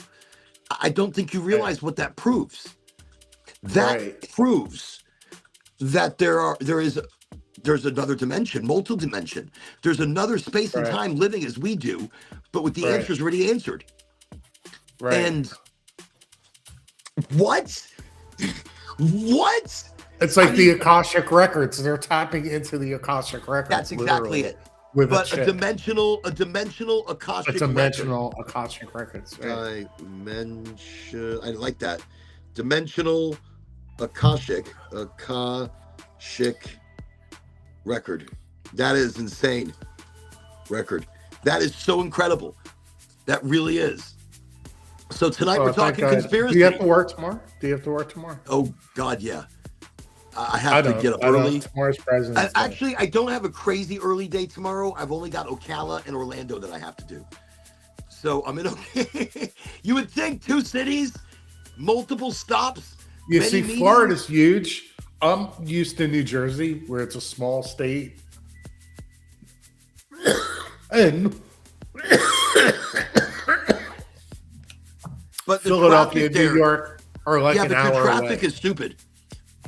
Your traffic is ridiculous. Crazy. It is crazy. To get into New York City, you got to pay a certain amount. To get into Washington, it's ridiculous getting into Philly too. Yeah, and then getting into Philly. Yeah. Listen. My experiences in Philly, I want to take a little time before I return back. Yeah, to the you want to be careful walking around near that art museum because you could lose your life walking around that art museum if you take one step at the wrong moment. You notice that, didn't you? People die there. They do that, right? They do. Look, it's not the city of brotherly love. You need to be careful out there. And the crime too. Yeah, of course. Well, I'm not even talking about the crime. I'm talking about the crazy. Look, Philly is not what you think. You go to Philly, you better know somebody that can show you around. And that's interesting. You know about the museum over there. Oh, I know all about the museum and people almost getting run over because it's pretty obvious if you just go there and sit and watch what people do. I'm an expert at people watching at the Philadelphia Museum of Art. I used to go there on the weekends a lot, and I used to take candid photography of random people and stuff like that. You know, he's the guy that was taking pictures. Because there's right, yeah, I'm that weird guy. But there's people that would do fan films for their movie there. People who come out and do their modeling shoots. Look, it's beautiful. So there was always something strange going on. Stories always, right? But you see from the corner of reality what's really happening. You know, when things are quiet. You know, you see the abnormalities, you see the patterns. You know, when you're there's just all these people on a crosswalk right there, and there's basically a 4-lane highway that circles around in front of the art museum, and then there's a pedestrian crosswalk right there, like boom, boom. And a blind spot there as well. So the traffic can't see the pedestrians, and the pedestrians can't see the traffic. And it's the main spot where the pedestrians cross. It's the main entrance. It's natural that you're going to lose the museum. Just, let's put it this way: no matter what they do, it's just Mother Nature that some people are not going to survive that experience a percentage of the time. Like some sixth sigma of, I don't know, maybe one person a week on average, loses their life there or something. I don't know. I don't know. That's pretty wild. Look, so is that what you're talking about? Is that what you're talking about? No. Did you visit those places? I have. But I do so we were talking dimensional Akashic records. Yeah, we were talking Akashic record through the Willow ship. So here's where we're going to get really wild. We were talking AI and how AI requires very cold temperatures in order for it to work properly. That's right. And in order for us to run cooling systems, we're using fresh water. You know, we're having to cool it via freshwater systems. And we're not just talking negative 80 degrees Celsius here. We're talking really negative 200 cryo deep freeze cold. So recently, we've had Greenland. Greenland has been on the vision of the United States, long-term project. And Greenland is on the lookout for, or they're already invested in enormous AI infrastructure. Because of its incredibly cold climate, Greenland is the perfect place to have the base operations of the Golden Dome. So, if you know anything about the Golden Dome program is a program that Trump has adopted as missile defense, kind of like the space program. What was it called? Similar to Israel's Iron Dome, right? Israel's Iron Dome, but the Golden Dome goes back even further.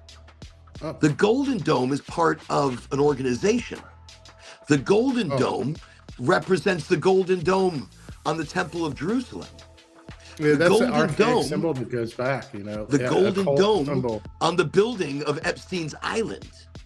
Yeah, it's similar, yeah, right? Not just similar, but the same company. Right? Yeah. Look, there is some wild things that are happening. So the Golden Dome program by Trump. Not the only island, too. Like that. Oh, no, there's other islands, yeah. Tip of the iceberg. Yeah, there's other islands, right?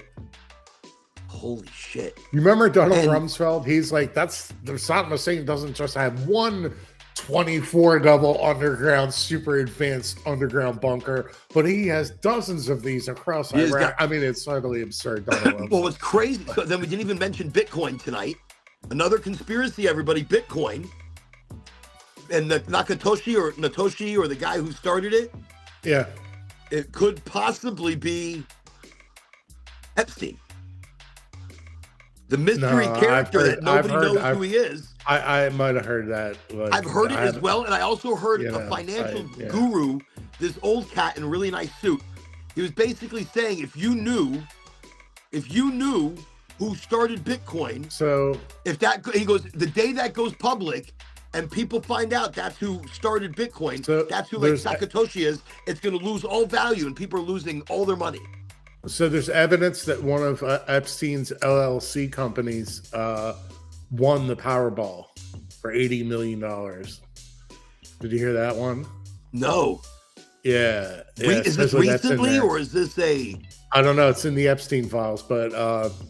in the files. So in the files, one of his companies won an $80 million. So he was Epstein won the $80 million. Epstein won the $80 million Powerball. He was one of the multi-billionaires, a quiet multi-billionaire that was connected in many different ways. I don't think lottery was where he got his money, but an interesting way to wash it is to win it. Yeah, that's interesting. I didn't know that. See, I haven't gotten into the 3 million pages yet. Epstein had a secret underground submarine base that connected to other islands in a network of other secret underground locations. Like, this shit's like James Bond level, like super villain. Conspiracy to a whole nother level. Yeah. To a whole Epstein nother level. Is like a villain from a James Bond film, basically. Mr. Bond, welcome to my island. A Mossad asset. You know, asset. My beautiful game will show you around. Of course, Mr. Bond. Anything for you, you know. That's what they were doing. That's what they were doing, but they weren't even thinking any controversy or anything. There's no controversy. They're just like, Mr. Epstein, welcome. Your usual suite, the presidential. Oh, yes, of course. Look, it's wild what these people were getting into. He had like 10 even more identities, wild, the things that we're just learning. The things that we are still learning. Now, some of it is speculation. Did you see some of the speculation with some very interesting facts that support these things? The fake passports that are part of the Epstein files. Show him with different names, and it's just him on a passport with different name. It's like, the country of wherever, like some weird, I don't know, country he'd seen the movie to show Mission Impossible, some weird, the Congo. Oh yeah, Mr. Epstein. Uzbekistan, right. Yeah, he was connected to everyone in the world, basically. Everyone, the whole power. Everybody in the world was connected to this guy, absolutely. Yeah. And there is something much, much darker. And as it comes to light, I don't think we're going to be looking at people the same. There's some weird soulless black hole behind the money, right? Like, and what is that exactly? Like, anti-corporations, or like we have corporations, but corporations aren't people. They're like, I don't think made up things, right? I don't think it's money. I mean, as simple as saying something control.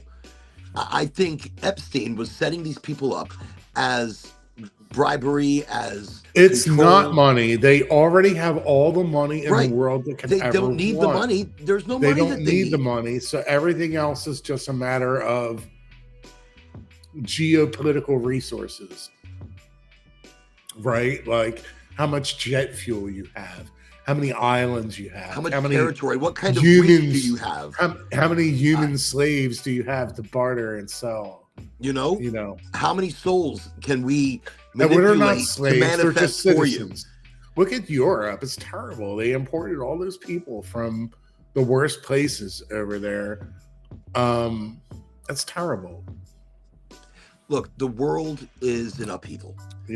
Things are burning all around us right now. But we are learning. We are in the age of information. The age of, and again, Disclosure is not just aliens. Disclosure is not just aliens. It's anything that has been hidden from us, that has been buried under lies. Well, here's another one for you. Did you see Hillary Clinton just came out today and said, maybe we didn't bring too many people in too quickly, and it, like there's going to be a flip-flop where the Democrats now are like, oh yeah, there was too much immigration, and oh yeah, we shouldn't do that, and oh yeah, we didn't mean to say that. Like they said, there's going to be a flip-flop. So is this something she recently came out with? She just said it like today, or in the last 24 hours, she came out and said, look, immigration maybe went too far, Wait. Are you being serious? Yeah. She's a Democrat and she fought for immigration. Wait a second. But she even said this as distraction right now. But she said it's all subterfuge. Yeah. So and she also said that Obama deported more people than Trump. He did. But the way Trump's going about it is different. The way Trump's going about it is different. Trump is taking the stormtrooper Star Wars approach of sending in ICE or whatever and publicizing it, whereas Obama probably didn't publicize it or say anything about it. He didn't publicize it, but he did what he said he wasn't doing. He just did it, so no one ever noticed it. But he was two-faced. Right. He was two-faced. Look, he was doing his own agenda. Obama's the ultimate Manchurian candidate. Right, he was doing his own agenda that he was put in office for, but he just didn't say anything. So a lot of things got signed and a lot of things got pushed and a lot of things got done during his administration, but nobody said shit. Did you see the interview? Trumpy does more than say shit. Look, the guy. Yeah, Trump says a lot of shit. Yeah. Trump stirs up the and it is distraction. Trump stirs shit up. Hillary Clinton feels like distraction to me because they've been calling her to deposition, and her and her husband haven't been showing up. They haven't been showing up, so maybe they're sitting here distracting us right now. Schwanzy Pants, everybody, welcome Schwanzy Pants. Highly motivated. And Jumpy, welcome Jumpy, everybody, to Highly Motivated. Let me see. Schwanzy says, when the Native Americans and the Pilgrims met, they shared a meal, and historically it was named Thanksgiving. Now, if you're a pilgrim, go the fuck home, you criminals. Do you think some of the pilgrims were criminals? See, the pilgrims migrated here just like all these other countries do.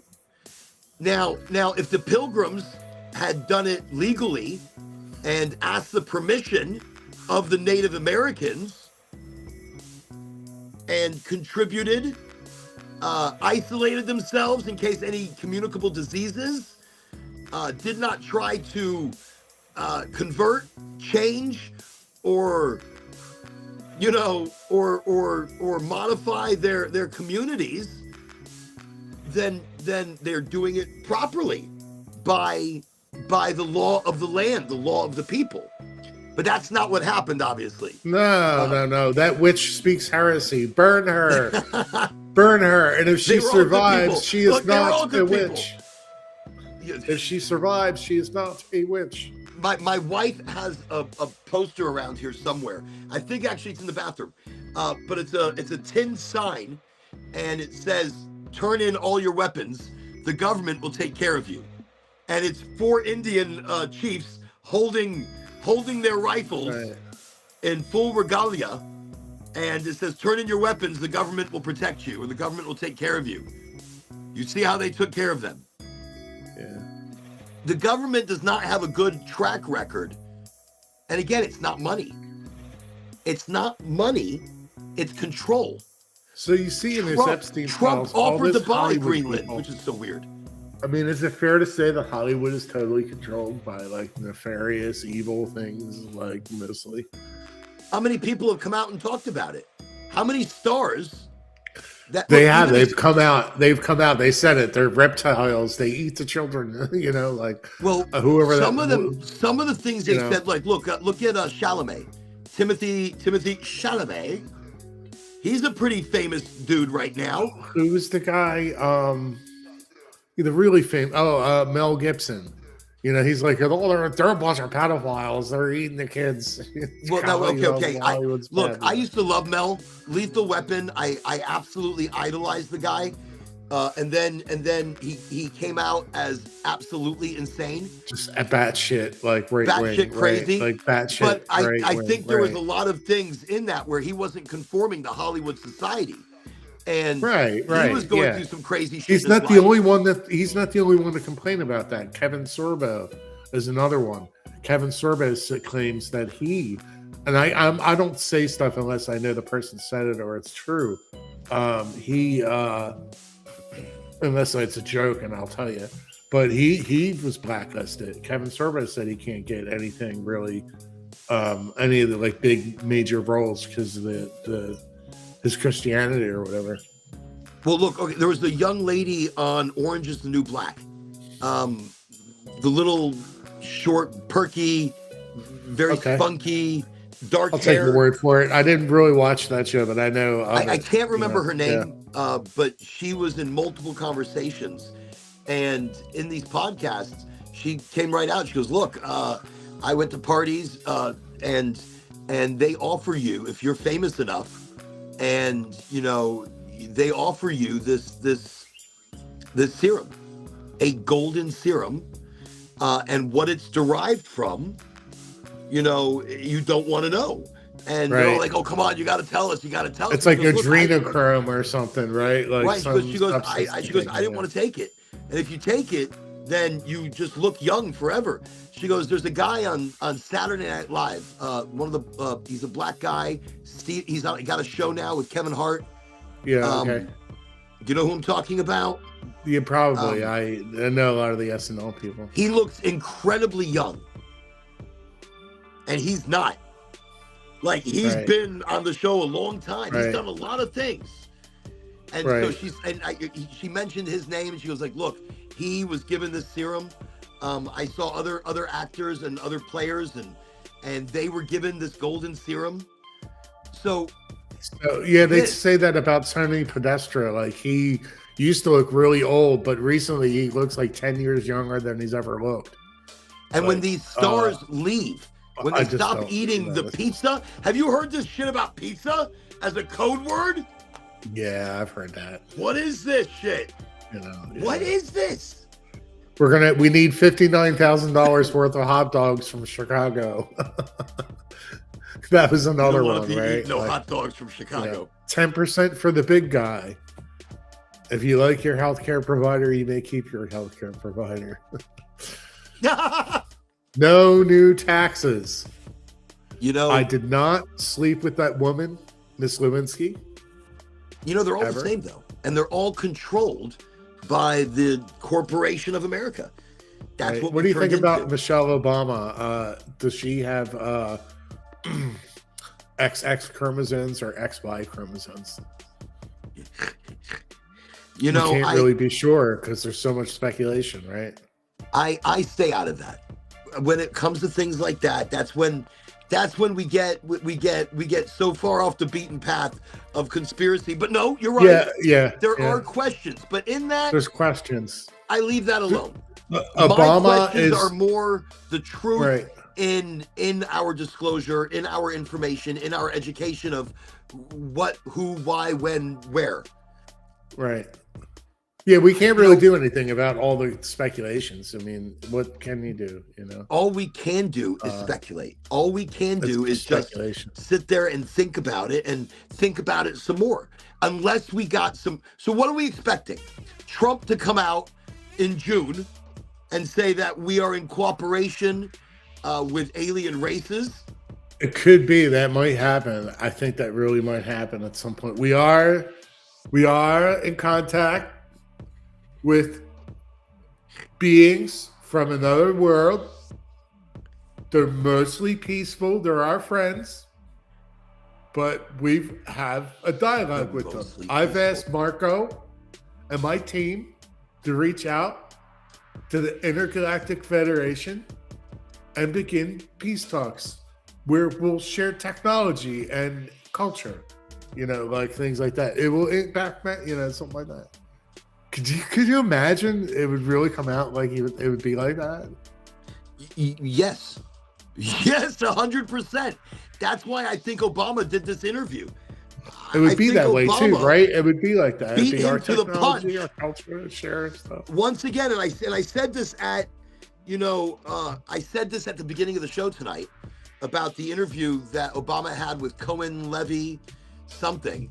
Where he confirms extraterrestrials, right? He is Obama confirming extraterrestrials' existence. Right. And not in metaphor. Right. Not in comical, oh, that's right, there's aliens. Right. I can't do Obama. I wish I could. As everyone knows, Michelle is an extraterrestrial. See. But in this, no, he said he's never met any. So he said, I haven't met them, but it doesn't mean that there's a base under Area 51.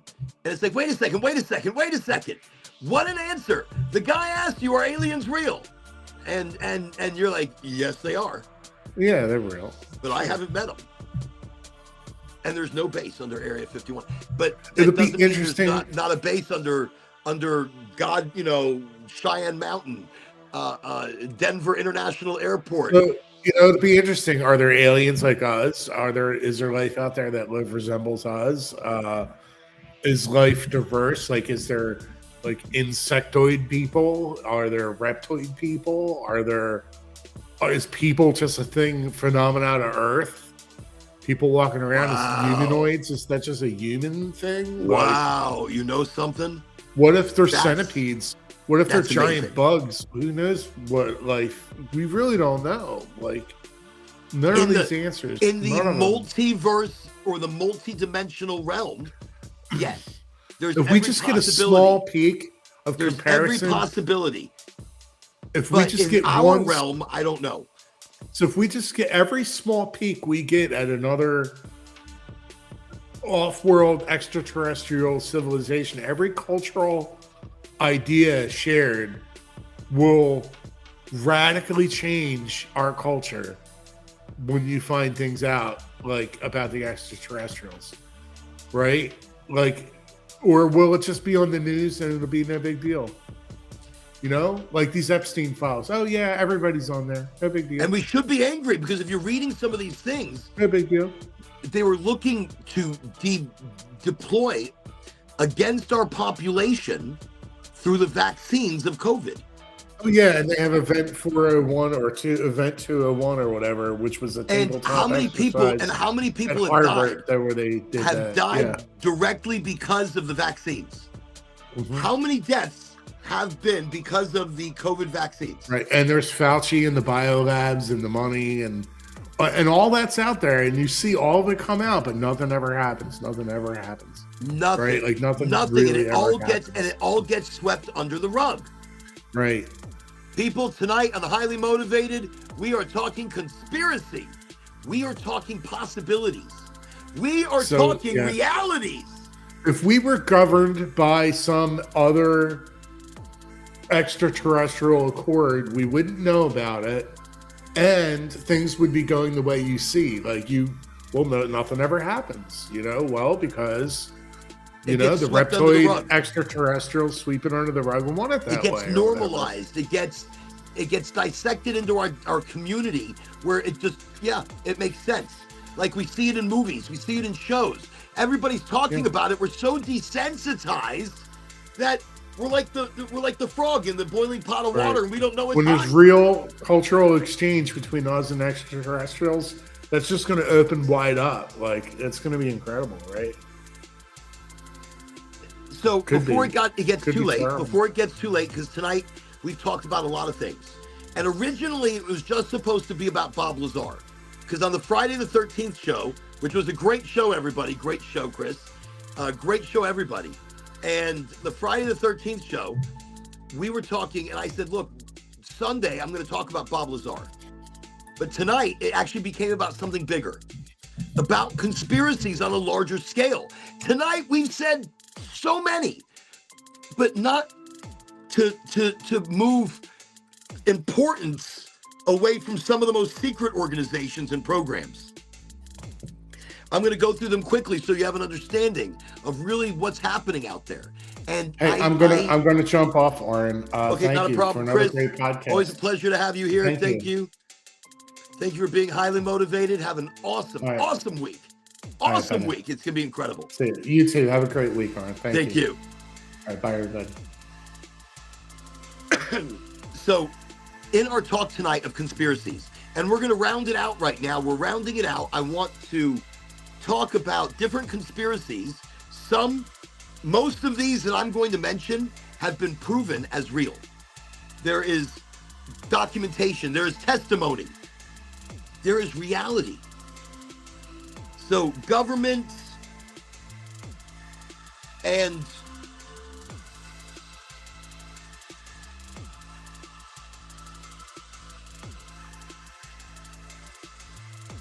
music got crazy loud, didn't it?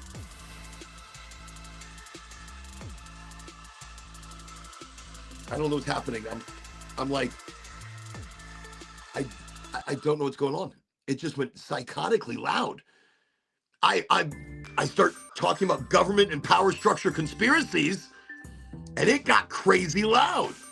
So let's go through these really quickly, and then I'm going to end the show with an incredible spoken word. MK Ultra, a CIA mind control experiment. It's a confirmed program. And the debate is really how far back and how far the program really went, and if the program is still currently existing. That's MK Ultra. The next one is Operation Paperclip. The Nazis were brought into the U.S.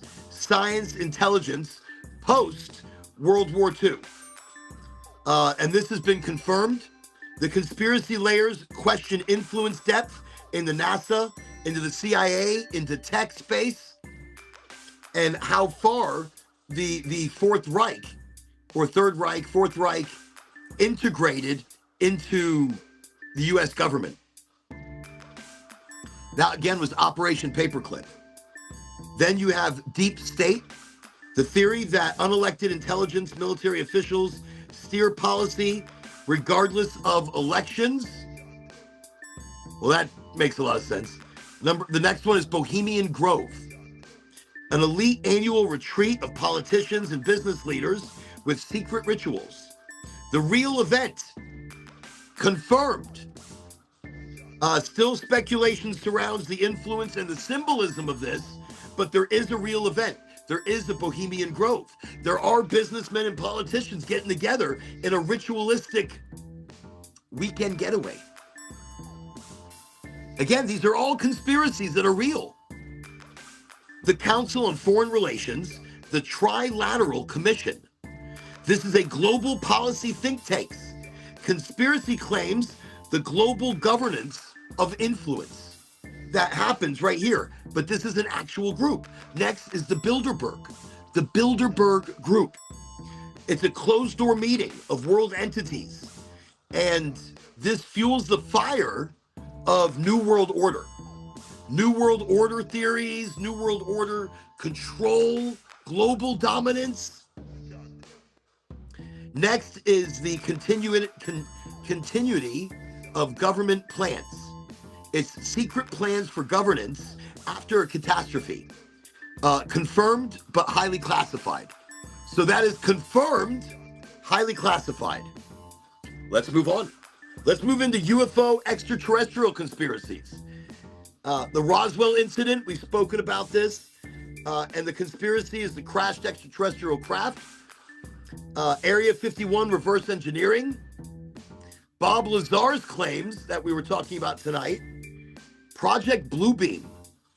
And the theory of staged alien invasion via holograms to unify world government. You heard that? So disclosure might come with a false flag event, might come with a layered onto our reality event. Huge stuff.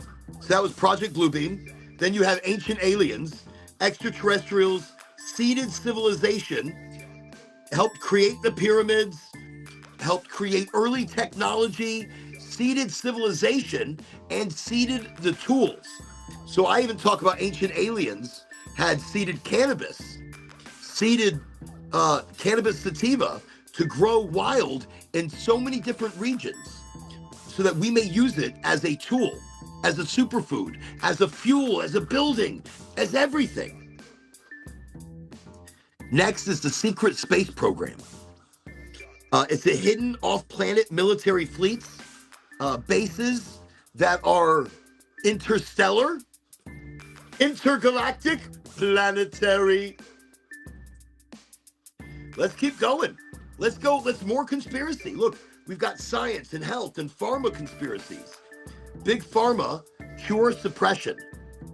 Like right now, you see there's a whole bunch of cures for cancer that are coming out.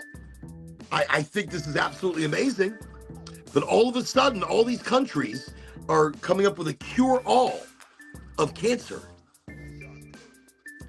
The claim that cures exist, but treatments are more profitable. That's obvious. The cancer cure cover-up. Alternative therapies allegedly are buried. Fluoride in the water, mind control, calcification of the pineal gland, and the opening of the pineal gland is part of the awakening of soul. I think the fluoride in the water is a big one. Vaccine population control. We even spoke about theories that link back to Epstein and other secret organizations and population control. Extreme conspiracy, but not really. It's widely circulated amongst many different intellectual groups. Then there's the GMO sterility agenda, where the GMOs make people sterile. They reduce fertility globally. So globally, they're controlling the fertility standards through the food, through the shit they're spraying on what's grown around us. That's why I only trust the things grown in my garden. I only want organic. I only want hand-trimmed living soil. Hand-trimmed living soil. Thank you, Goldflower. Just gonna throw that one out there. The Tuskegee syphilis experiment expansion theories. Real unethical experiment. Conspiracy layers suggest broader hidden testing on larger population, not just the Tuskegee Airmen. Look into any one of these, and these are real conspiracies that have been proven. Most of these as factual. Next is the Federal Reserve control, private banking cartels controlling the global economies. Next is Rothschild, elite banking families, dynastic wealth influencing geopolitics. Proven. Planned obsolescence. That's a big word. Wow. Products designed to fail. Confirmed corporate strategy historically. That seems pretty provable, right? They make shit today to break. Everything's made to break. This is a big one, and I know about this one. So diamond scarcity myth. The myth that diamonds are scarce. Diamonds are rare. Diamonds are hard to find. Bullshit. There are enormous diamond mines all over the world. Russia is sitting on some of the biggest, most beautiful, most perfect diamonds worldwide. And they're sitting on so many of them that it would destabilize the diamond market worldwide. That's why diamonds are shit. And that's been totally confirmed now. The artificial scarcity, the artificial reports of that has been totally confirmed.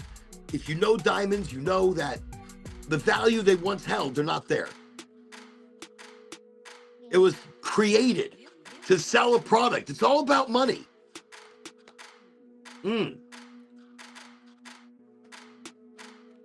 Let's quickly talk about some food industry conspiracies. Number one on the list is McDonald's. Don't eat fast food, people. Whatever you do, listen, do not eat fast food. And if you don't want to listen to me, don't listen to me. I don't give a shit. But there's a lot of conspiracies when it comes to the fast food. Here's one that doesn't deal with the food directly or indirectly. McDonald's real estate company theory. The claim is they make more money owning land than they do selling burgers. And this is partially true. Real estate is a huge revenue pillar. McDonald's, their never rotting burger myth. Burgers, fries that don't decay. Explained by dehydration, but it doesn't necessarily describe it. It fuels a lot of suspicion at the fake engineered food. Flavor engineering, addictive formulas, the use of sugar, salt, fat ratios, MSG to create dependencies supported by food science. This is all supported by food science, that they are poisoning the food. Pink slime, meat processing, they get, when I saw this, and it's fact, this is proven fact, McDonald's gets over 100 different meats. They're shipped in from all over the world. All over the world, over 100 different meats. That means all of these meats with their different bacterias and different organisms all blended together into a pink slime. Fucking gross. Feeding children this? Don't! Have you seen what's inside the nuggets? Inside the chicken nuggets? It's not inside the chicken.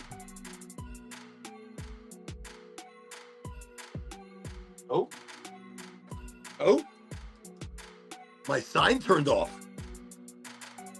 That's a little weird. That was a little...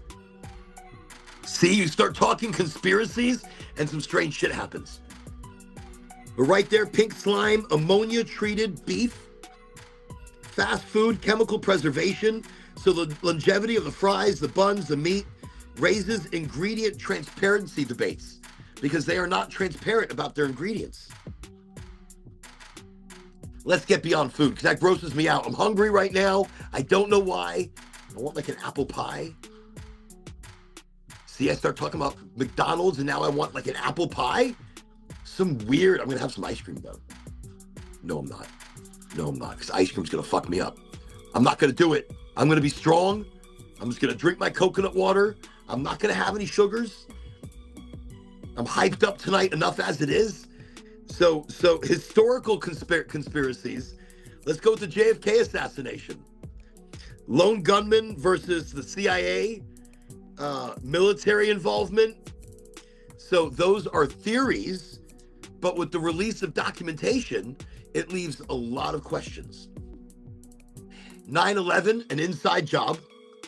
Controlled demolition, intelligence, foreknowledge. Many people that were in the know were told not to go to work that day. Also, Pearl Harbor was much of the same. It was an inside job. The U.S. allowed the attack so that they could enter World War II and have like a reason to get into World War II. The moon landing hoax, NASA staging the Apollo footage. Yeah, they are Minecraft. They are. I stole them from my daughter. No, I used to have a whole bunch of pair of Minecraft glasses. I had a whole bunch of these. I love these.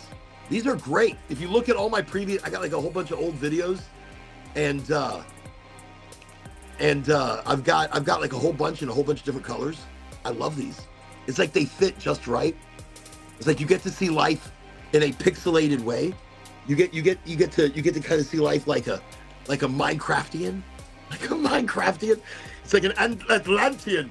Atlanteans, they were Minecraftians. But yes, they are Minecraft pixel glasses. But yeah, look tonight. We're talking like the Titanic sinking. Maybe they swapped it out with their other vessel for insurance money. There's a lot. And so the music gets weird. The music gets weird and it gets loud. It's like it's doing this. I don't know what's going on with the music right now. It's just like all over the place, man. Holy shit, it's like turning itself up.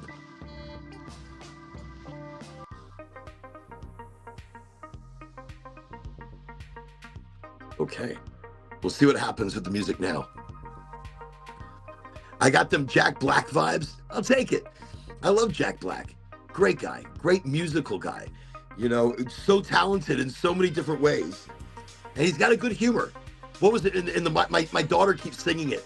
In the Minecraft movie, it was a lava chicken. Wait, Steve's lava chicken. Steve's lava chicken. Tasty as hell. Something like that. I can't do it. I'm sure if my daughter was listening, she'd be like, no, Dad, that's not how you do it. So it was like, Steve's lava chicken. Steve's lava chicken. I'll take it, yo. I'll take the blackjack vibes, Jack Black vibes. Actually, I've never associated myself as being similar in any way to Jack Black. That's interesting. Thank you. I'll take it. I will take it. I think I'm older than him. I think I'm older. Wait, how old is Jack Black? I should have like a checkity. But anyways, we're going through conspiracies tonight here on Highly Motivated. We had Chris as our guest earlier. Christopher Sterrell. You can find him on LinkedIn. Futurist, theorist, inventor, sci-fi writer, story. Put her together. Wow. You know, I've only started the Epstein file jump down the rabbit hole. Like tonight, we've only mentioned it in some of the conspiracies that we've been talking about. We've been talking about connected conspiracies, connected things that are going on. And right now I'm just going through a whole list of conspiracies that have all been proven true. Look, mass surveillance state, the smart dust, nano surveillance, the 5G mind control shit, how it's messing up our health effects, especially where there's high frequency, and that's pumping out the wrong frequency. That's why I don't live in the city. Look, I believe some of these conspiracies. I'm not going to live in the city. I live in an undisclosed location in the middle of nowhere, in a small town where my cell signal out here sucks because there is not a cell tower close enough.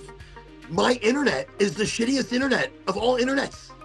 I've got one of my kids right now holding an antenna on the roof on 1 foot. No, that would be so. I've done it before. We used to live in an RV. Like we traveled the country in an RV, and I have to get one of the kids. I'm like, go outside and hold it and see if we're getting any better. You know, need the Starlink. Starlink would be great. But there's deeper eyes, deeper watching, deeper control.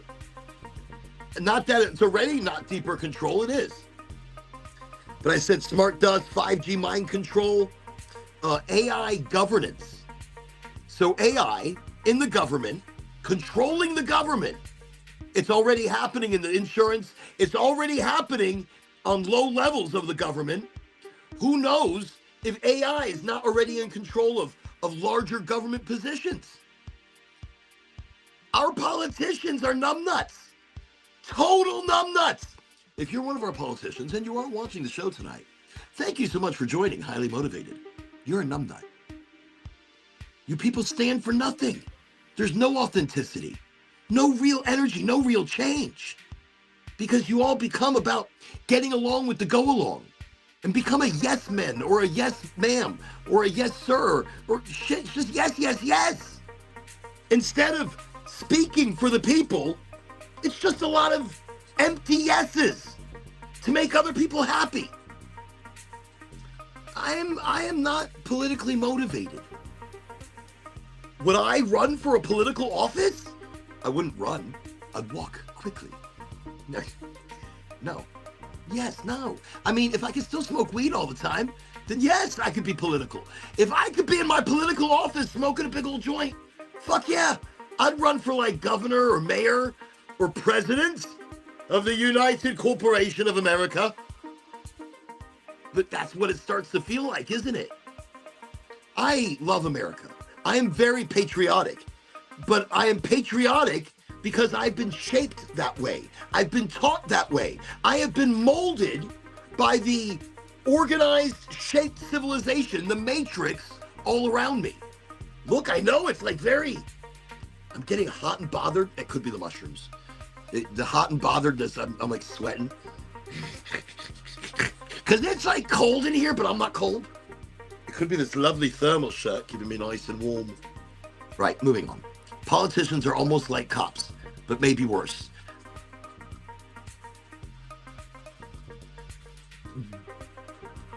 Both are just as bad. I mean, look, being a cop is a hard job. Being a cop is an unthanked job. People don't go and thank you for being a cop.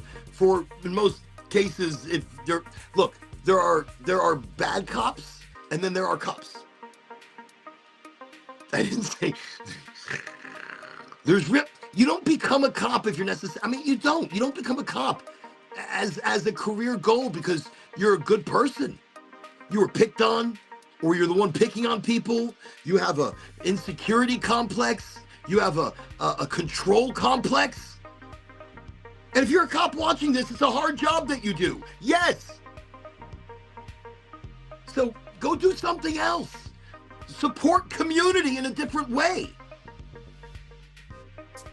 I support all public offices. I support all public workers.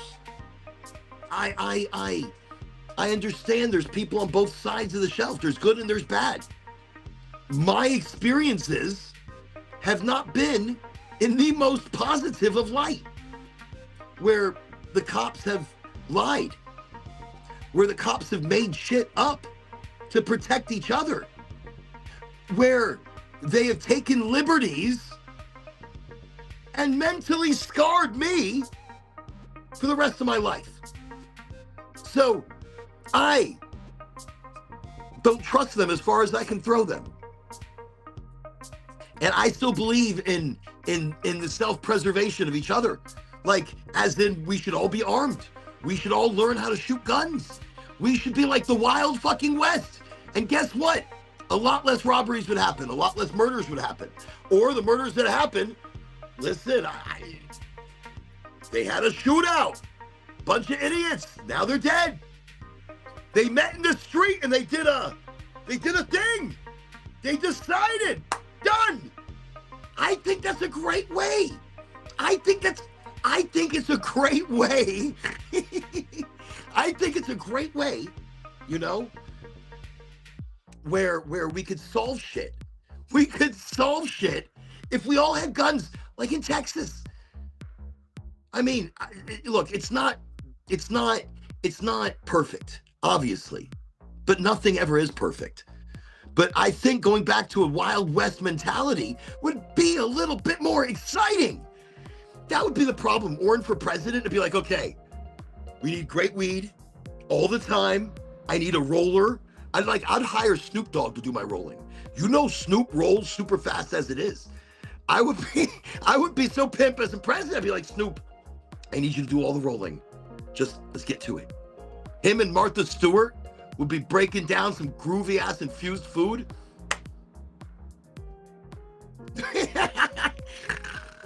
Yeah, you know, my speeches is for the people. To be a president or to be a political figure, it's not for me.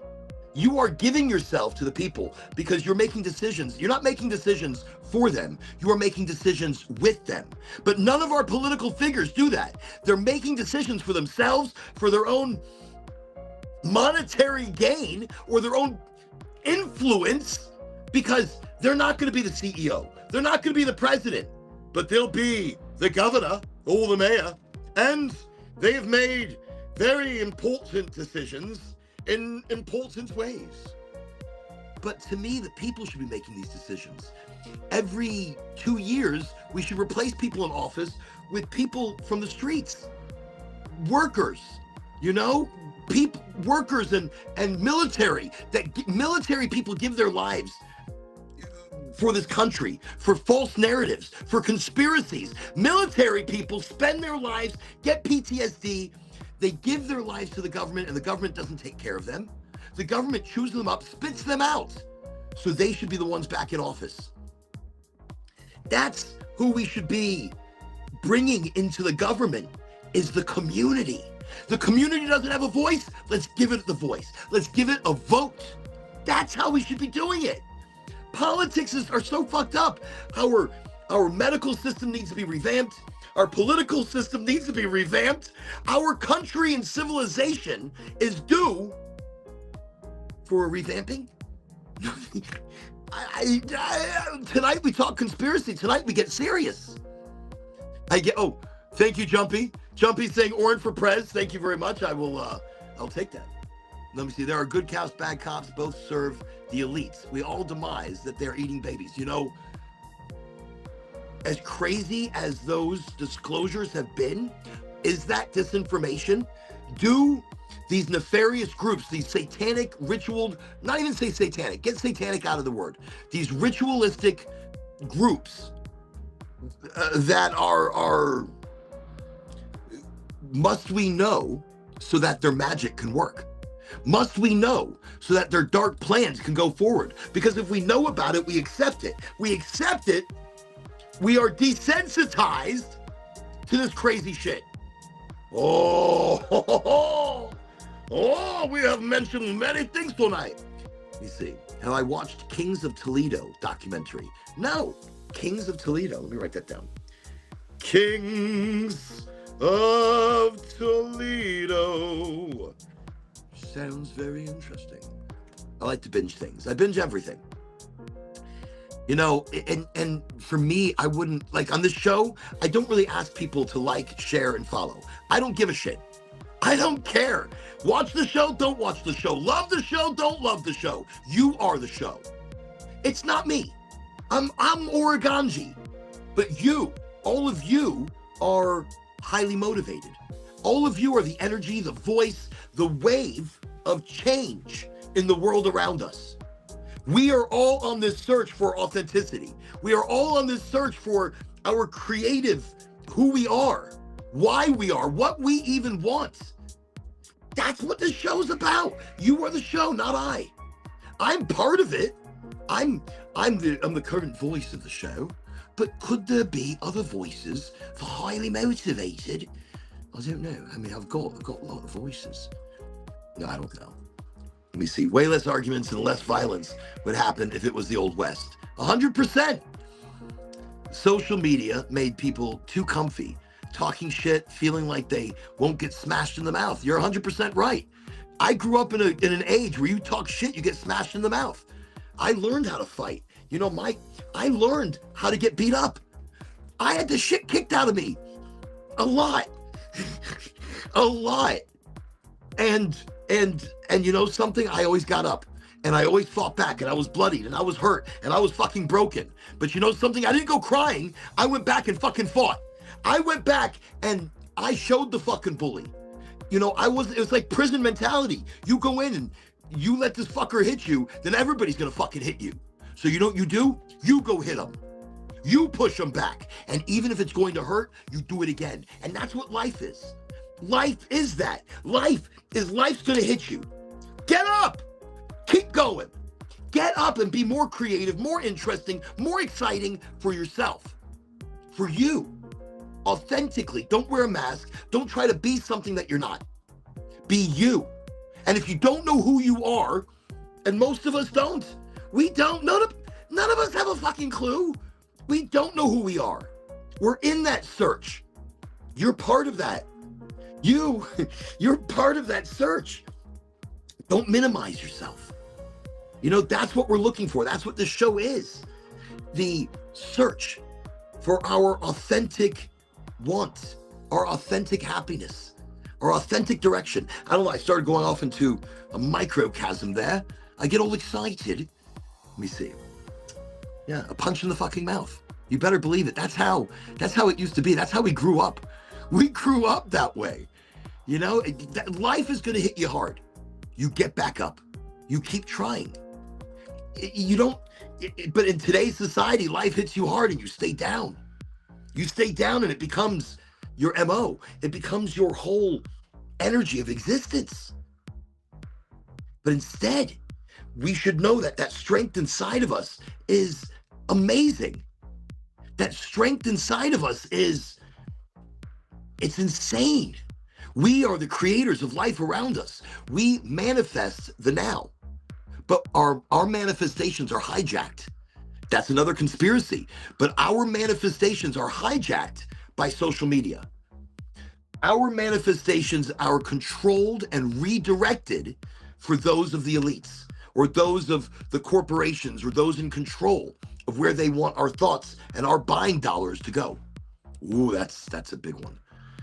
Tupelo, my bad. Kings of Tupelo. Kings of Tupelo. Not Toledo. I'm gonna be looking for Toledo. What the fuck is this show? The Kings of Toledo. Can't find it. Tupelo. Tupelo. Tupelo. Tupelo. If it's anything like Tupelo honey, Tupelo, the honey comes from the swamps of Tupelo. I don't know which Tupelo. I'm honestly the Panhandle. Old Tupelo, Alabama. I don't know where it is, to be honest. It's incredible honey. Moving on. Let me see. It's basically about Elvis impersonators accidentally finding and attempting to expose body part harvesting, then getting harassed by the cops, and all it gets serious, highly recommended. Holy shit! What? Wait, and that's Kings of Tupelo? All right, I'm putting a little star next to this. I've got to definitely go see that now. I'm gonna pull that shit up. That is insane. Kings of Tupelo. By the way, tonight, everybody remember what I mentioned? Greenland and the Golden Dome. It's on Netflix? Shut up. Is it really? All right, I'm putting Netflix too because I'm going to watch that next. So after we're done with the show tonight, if I still have some energy, I'm going to watch Kings of Tupelo. That is interesting. Everybody needs to check that. Look, I love Elvis as it is. Oh, thank you very much. Oh, that's right. I know there's a new Elvis movie out. I do a terrible Elvis impersonation. It's 1 for the money, 2 for the show, 3 to get ready now. Go, cat, go, and don't you. I'll step in my blue suede shoes. Don't step on them. It's very serious. All right. I used to do singing telegrams when I was a kid. But you know how many years ago that was? It was like fucking 30 years ago. 30 plus years ago. Holy shit. That's a long time ago. I had a whole Elvis getup. It was beautiful. I had a rhinestone Thunderbird on my back. Listen, I used to love it. I had the chops. I used to have the hair and I'd bouffant it. Early Orin. See, a little disclosure about me. A little early Orin was an Elvis impersonator. Not a good one. But I had some really good jokes. And I could do stand-up for 15 minutes. So that's what I would do. And then I would be like a singing telegram. Oh, it's a happy birthday to you. Oh, happy birthday to you. Happy birthday. And then, and you do a little shimmy and shake. I do the shimmy and shake now, and I'm going to fucking break something. I started shimmying in the shake, and then everything just kind of broke. All right, let's stop. No, I'm going to go watch it. I'm really excited now. Governors of his state kept threatening him and raiding his house because he was exposing them. And this is to expose body part harvesting. That's why on your license, don't be like a body donator. Don't donate your shit. Because they won't let you live. They'll fucking kill you and they're going to take all your parts and sell them. So you know how they you on your license, you're like, yeah, I'll donate. I'll be a heart, you can harvest my parts. Don't do that, because what's going to happen is if you could survive, they might not let you survive and be like, no, he died. No, I didn't. No, dead, you're dead. It's like that Monty Python, and they're bringing the bodies, they're dumping the plague bodies. And they're trying to dump it. I'm not dead. Yes, you are. Shut up. No, I'm not dead yet. Shut up. Yes, you are. Boom. There you go. She's dead now. And I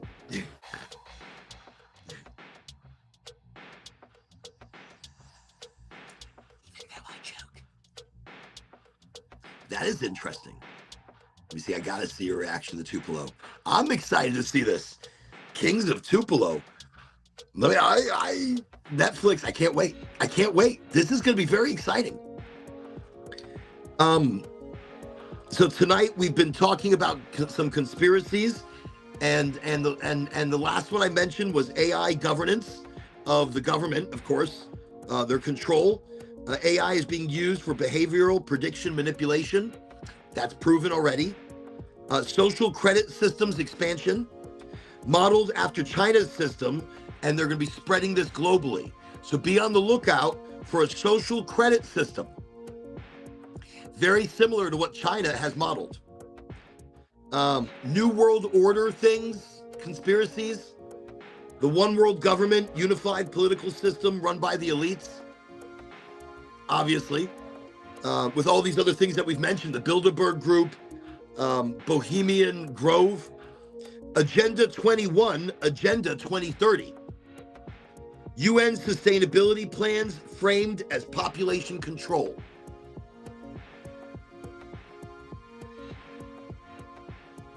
World Economic Forum, the Great Reset. Policy proposals interpreted as economic restructuring conspiracy. The Great Reset. Be on the lookout for any and all of these things. We are in the age of disclosure. Let's look at occult bloodline conspiracies, the 13 Illuminati bloodlines, elite families controlling world events, Illuminati bloodlines, Rosicrucians, Illuminati secret society. It started as the historic Bavarian order. Modern global puppet masters have evolved from that. Freemasons, world influence, symbolism in architecture, currency, government, the Skull and Bones Society, Yale secret society tied to the presidents and to intelligence leaders, to the CIA.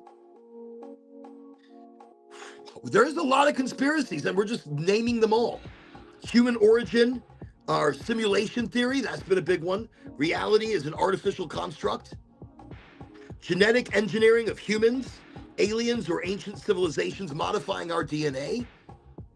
Again, these are very plausible. Prison planet theory, where Bob Lazar containers, Earth as sole containment system. Even Jumpy was saying this a little while ago. Reptilian shapeshifters, elite bloodlines as non-human entities. Holy shit, holy. I see White says the Bible's coming true. You know something? It's not just the Bible, it's most religious teachings, like the Torah, the Bible, the Vedic texts. I mean, look, you go back in history, and yes, they all predicted a version of this time in history right now.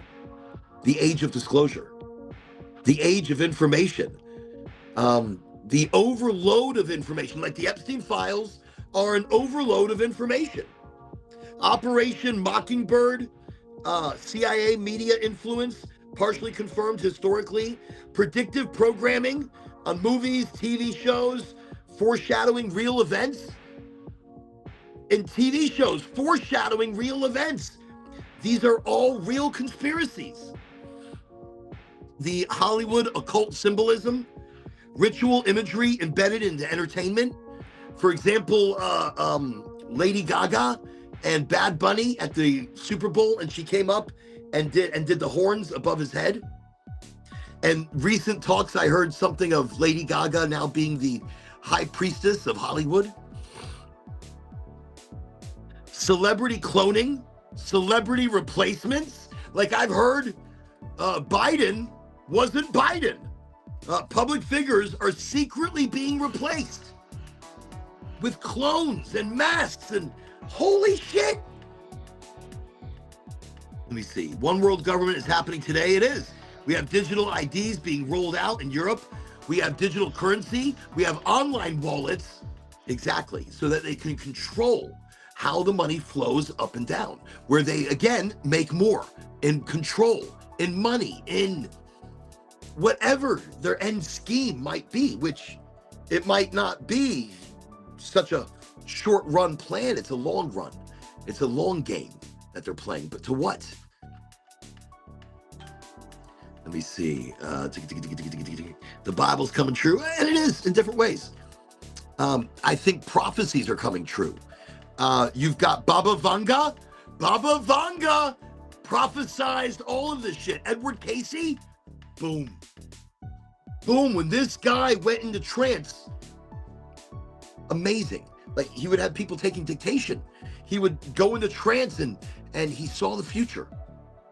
He could cure diseases. He was connecting to the Akashic record. Edward Casey was definitely connecting to a dimensional Akashic record.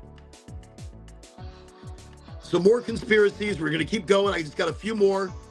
I said the Hollywood occult, celebrity cloning, classified tech, 50 years ahead. Military tech far exceeds our understanding or public technology. The military government complex is 50 years ahead of us. The Library of Alexandria's destruction and cover-up. So maybe the Library of Alexandria never got destroyed. Ancient knowledge suppression. So all this ancient knowledge suppression, maybe we are not maybe we're not inventing, maybe we're just rediscovering old technology. The Vatican secret archives. Wow. Hidden historical religious truths that are being hidden from the public, and they wouldn't show us now because we'd never trust them. Religion is control. Look, the belief in the energy of God is enough. The belief in God is enough. The whole control of religion is the control of population and of money and of repopulation. So many things here have become, so many of these, and I listed out 57, by the way. I've just listed out 57 true to life conspiracies that are real. These are real. They're not hooey-fooey. Hooey-fooey. Hooey-fooey.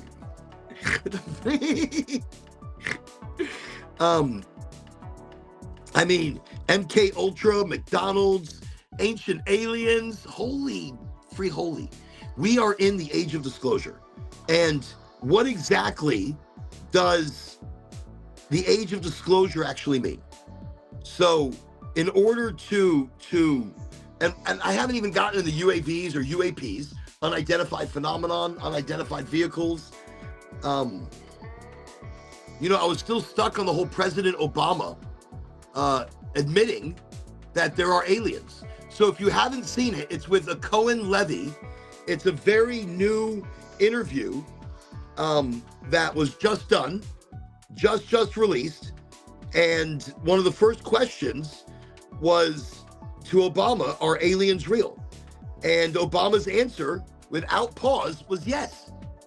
Now, there were some caveats to his answer, but he was not laying a joke. He was laying claim to actual shit, to actual things that are going on. I've got a lot of notes. Okay, I'll do that in just a moment. Let me see. The Epstein files confirmed they had farms where they'd have moms birth kids and force them to give their kids up at birth to the elites. Wow.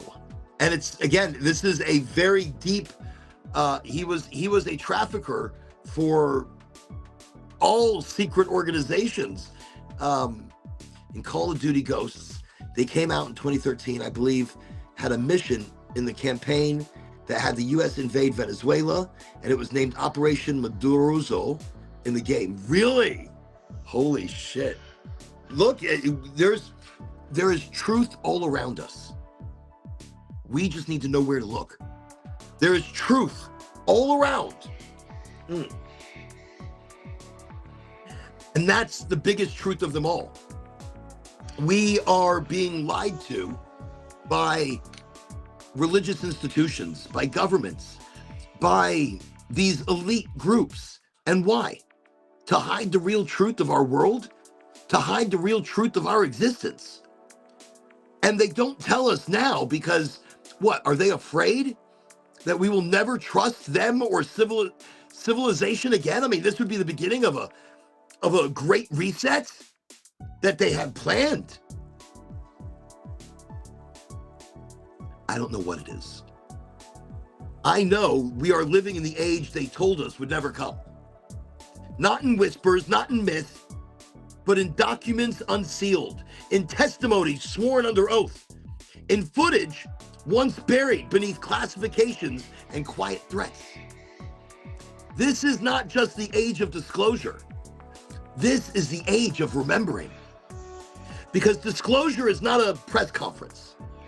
It's not a government admission. It's not grainy cockpit video being played on a news loop of these unidentified vehicles. Disclosure is a frequency. And that frequency is rising. It's getting stronger. We are standing in one of the most electrifying corridors of human history. Never before have so many secrets trembled so close to the surface. Never before have vaults of power cracked open, even slightly, letting truth leak through the fractures. Never before has the public held this much information in the palm of their hand. The table is no longer hidden. The table is full. There are files and whistleblowers, technologies hinted at, histories rewritten, sciences now being re-examined, power structures that are questioned. And that's what we should be doing, is questioning the power structures. Not because they want to reveal it now, no, but because the pressure of collective awareness has become too great to contain. Our power has become too grand and awake to contain. And yes, some of this disclosure speaks of objects in the sky, craft that move without wings, physics that laugh at our gravity, encounters that rattle the most trained of military minds. Yes, but this age, this moment, was never just about UFOs or UAPs. Because if it were only about what's above us, it would still leave us blind to what's been happening all around us and within. Disclosure is layered. It is the revealing of suppressed science, suppressed medicine, suppressed histories, the biggest suppressed technology. It is the unveiling of systems built not for humans to flourish, but for human management. It is the recognition that information itself has been currency. Information has been weaponized. It has been gatekept by those who understand only one thing: control the narrative, and you control civilization. But something changed. Something is changing. The digital age cracked the monopoly on knowledge. Voices once isolated have found each other. Birds of a feather flock together. Patterns that were once invisible have now become undeniable. Patterns have become undeniable and loud. And now, truth is traveling faster than they can suppress. Truth is traveling light speed. This is why the age that we stand in feels electric, because disclosure is no longer from the top down. It is lateral. It is grassroots. It is networked. It has become us. We are more awake with our knowledge and our spreading of knowledge. It moves through the podcast, through independent journalism, through encrypted leaks, through whistleblowers, through citizens coming together, searching for truth. It moves through awakened conversation, through people who feel deep in their bones that the official story has always been incomplete, shaped. And here tonight is our deeper revelation. Disclosure is not just about what they hide or what they've hid. It's about what we have forgotten. We forgot our discernment. We forgot our capacity to question. We forgot that authority is not infallibility. We forgot our capacity to question without fear. This is awakening. Disclosure is not alien. It's human. I guess the real disclosure is consciousness itself expanding. The real disclosure is that humanity is stepping out of informational childhood and into an investigative adulthood. We no longer wait to be told the truth. Instead, we participate in uncovering the truth. Yes, there may be revelations about life beyond Earth. Yes, technologies may surface that redefine energy and travel, even redefine reality. That's what it is. But the greatest disclosure of this era is not extraterrestrial. Nope. It is existential. Woo. It is the realization that we have been living in a partial light. And we are now walking collectively toward a full dawn. And dawn is uncomfortable. The dawn is uncomfortable because as the light rises, so do the shadows that it reveals. The corruption, the manipulation, the exploitation, the silenced knowledge. But illumination is not destruction. It is correction. So don't fear this age of information. Do not shrink from the revelations that are unfolding, because we are not witnessing chaos. We are witnessing an unveiling. The lifting of veils that have layered across generations. The veil that has been hid over truth through control. We are the first civilization in history to watch secrecy dissolve in real time. We are the first in history to see truth surface while we are alive to process them. To stand at the threshold between the world as it was hidden and the world as it actually is. This is the age of disclosure, yes, not just of crafts in the sky, but of power on the ground. Not just of alien possibility, but of human potential. Not just of suppressed information, but of awakened perception. And the most powerful realization of all, the disclosure is not happening to us. It's happening through us. Because as truth rises in the world, it rises in the individual. And once seen, if it can ever be unseen, no. Welcome to the age they tried to delay, the age they tried to manage, the age they can never fully prevent. This is the age of disclosure. And we are witness to this amazing time in history. Wow. Wow. Incredible. Incredible. But that's exactly what it is. And I am blessed to be here and highly motivated with all of you. I am blessed to share my energy and for you all to share your energy with me. We are the change that we seek. We are the geniuses, the GOAT, the greatest of all time, the unicorns. We are manifestation and creation in real time. That is us. Wow. And holy shit, I'm about to hit my 3-hour mark. Let me see. Beast system is being set up for the devil to appear. You know, the devil's out there in many different ways, in many different words. All things done in the dark will come to the light. They will come to the light because in order for it to work in the dark, you must acknowledge it in the light.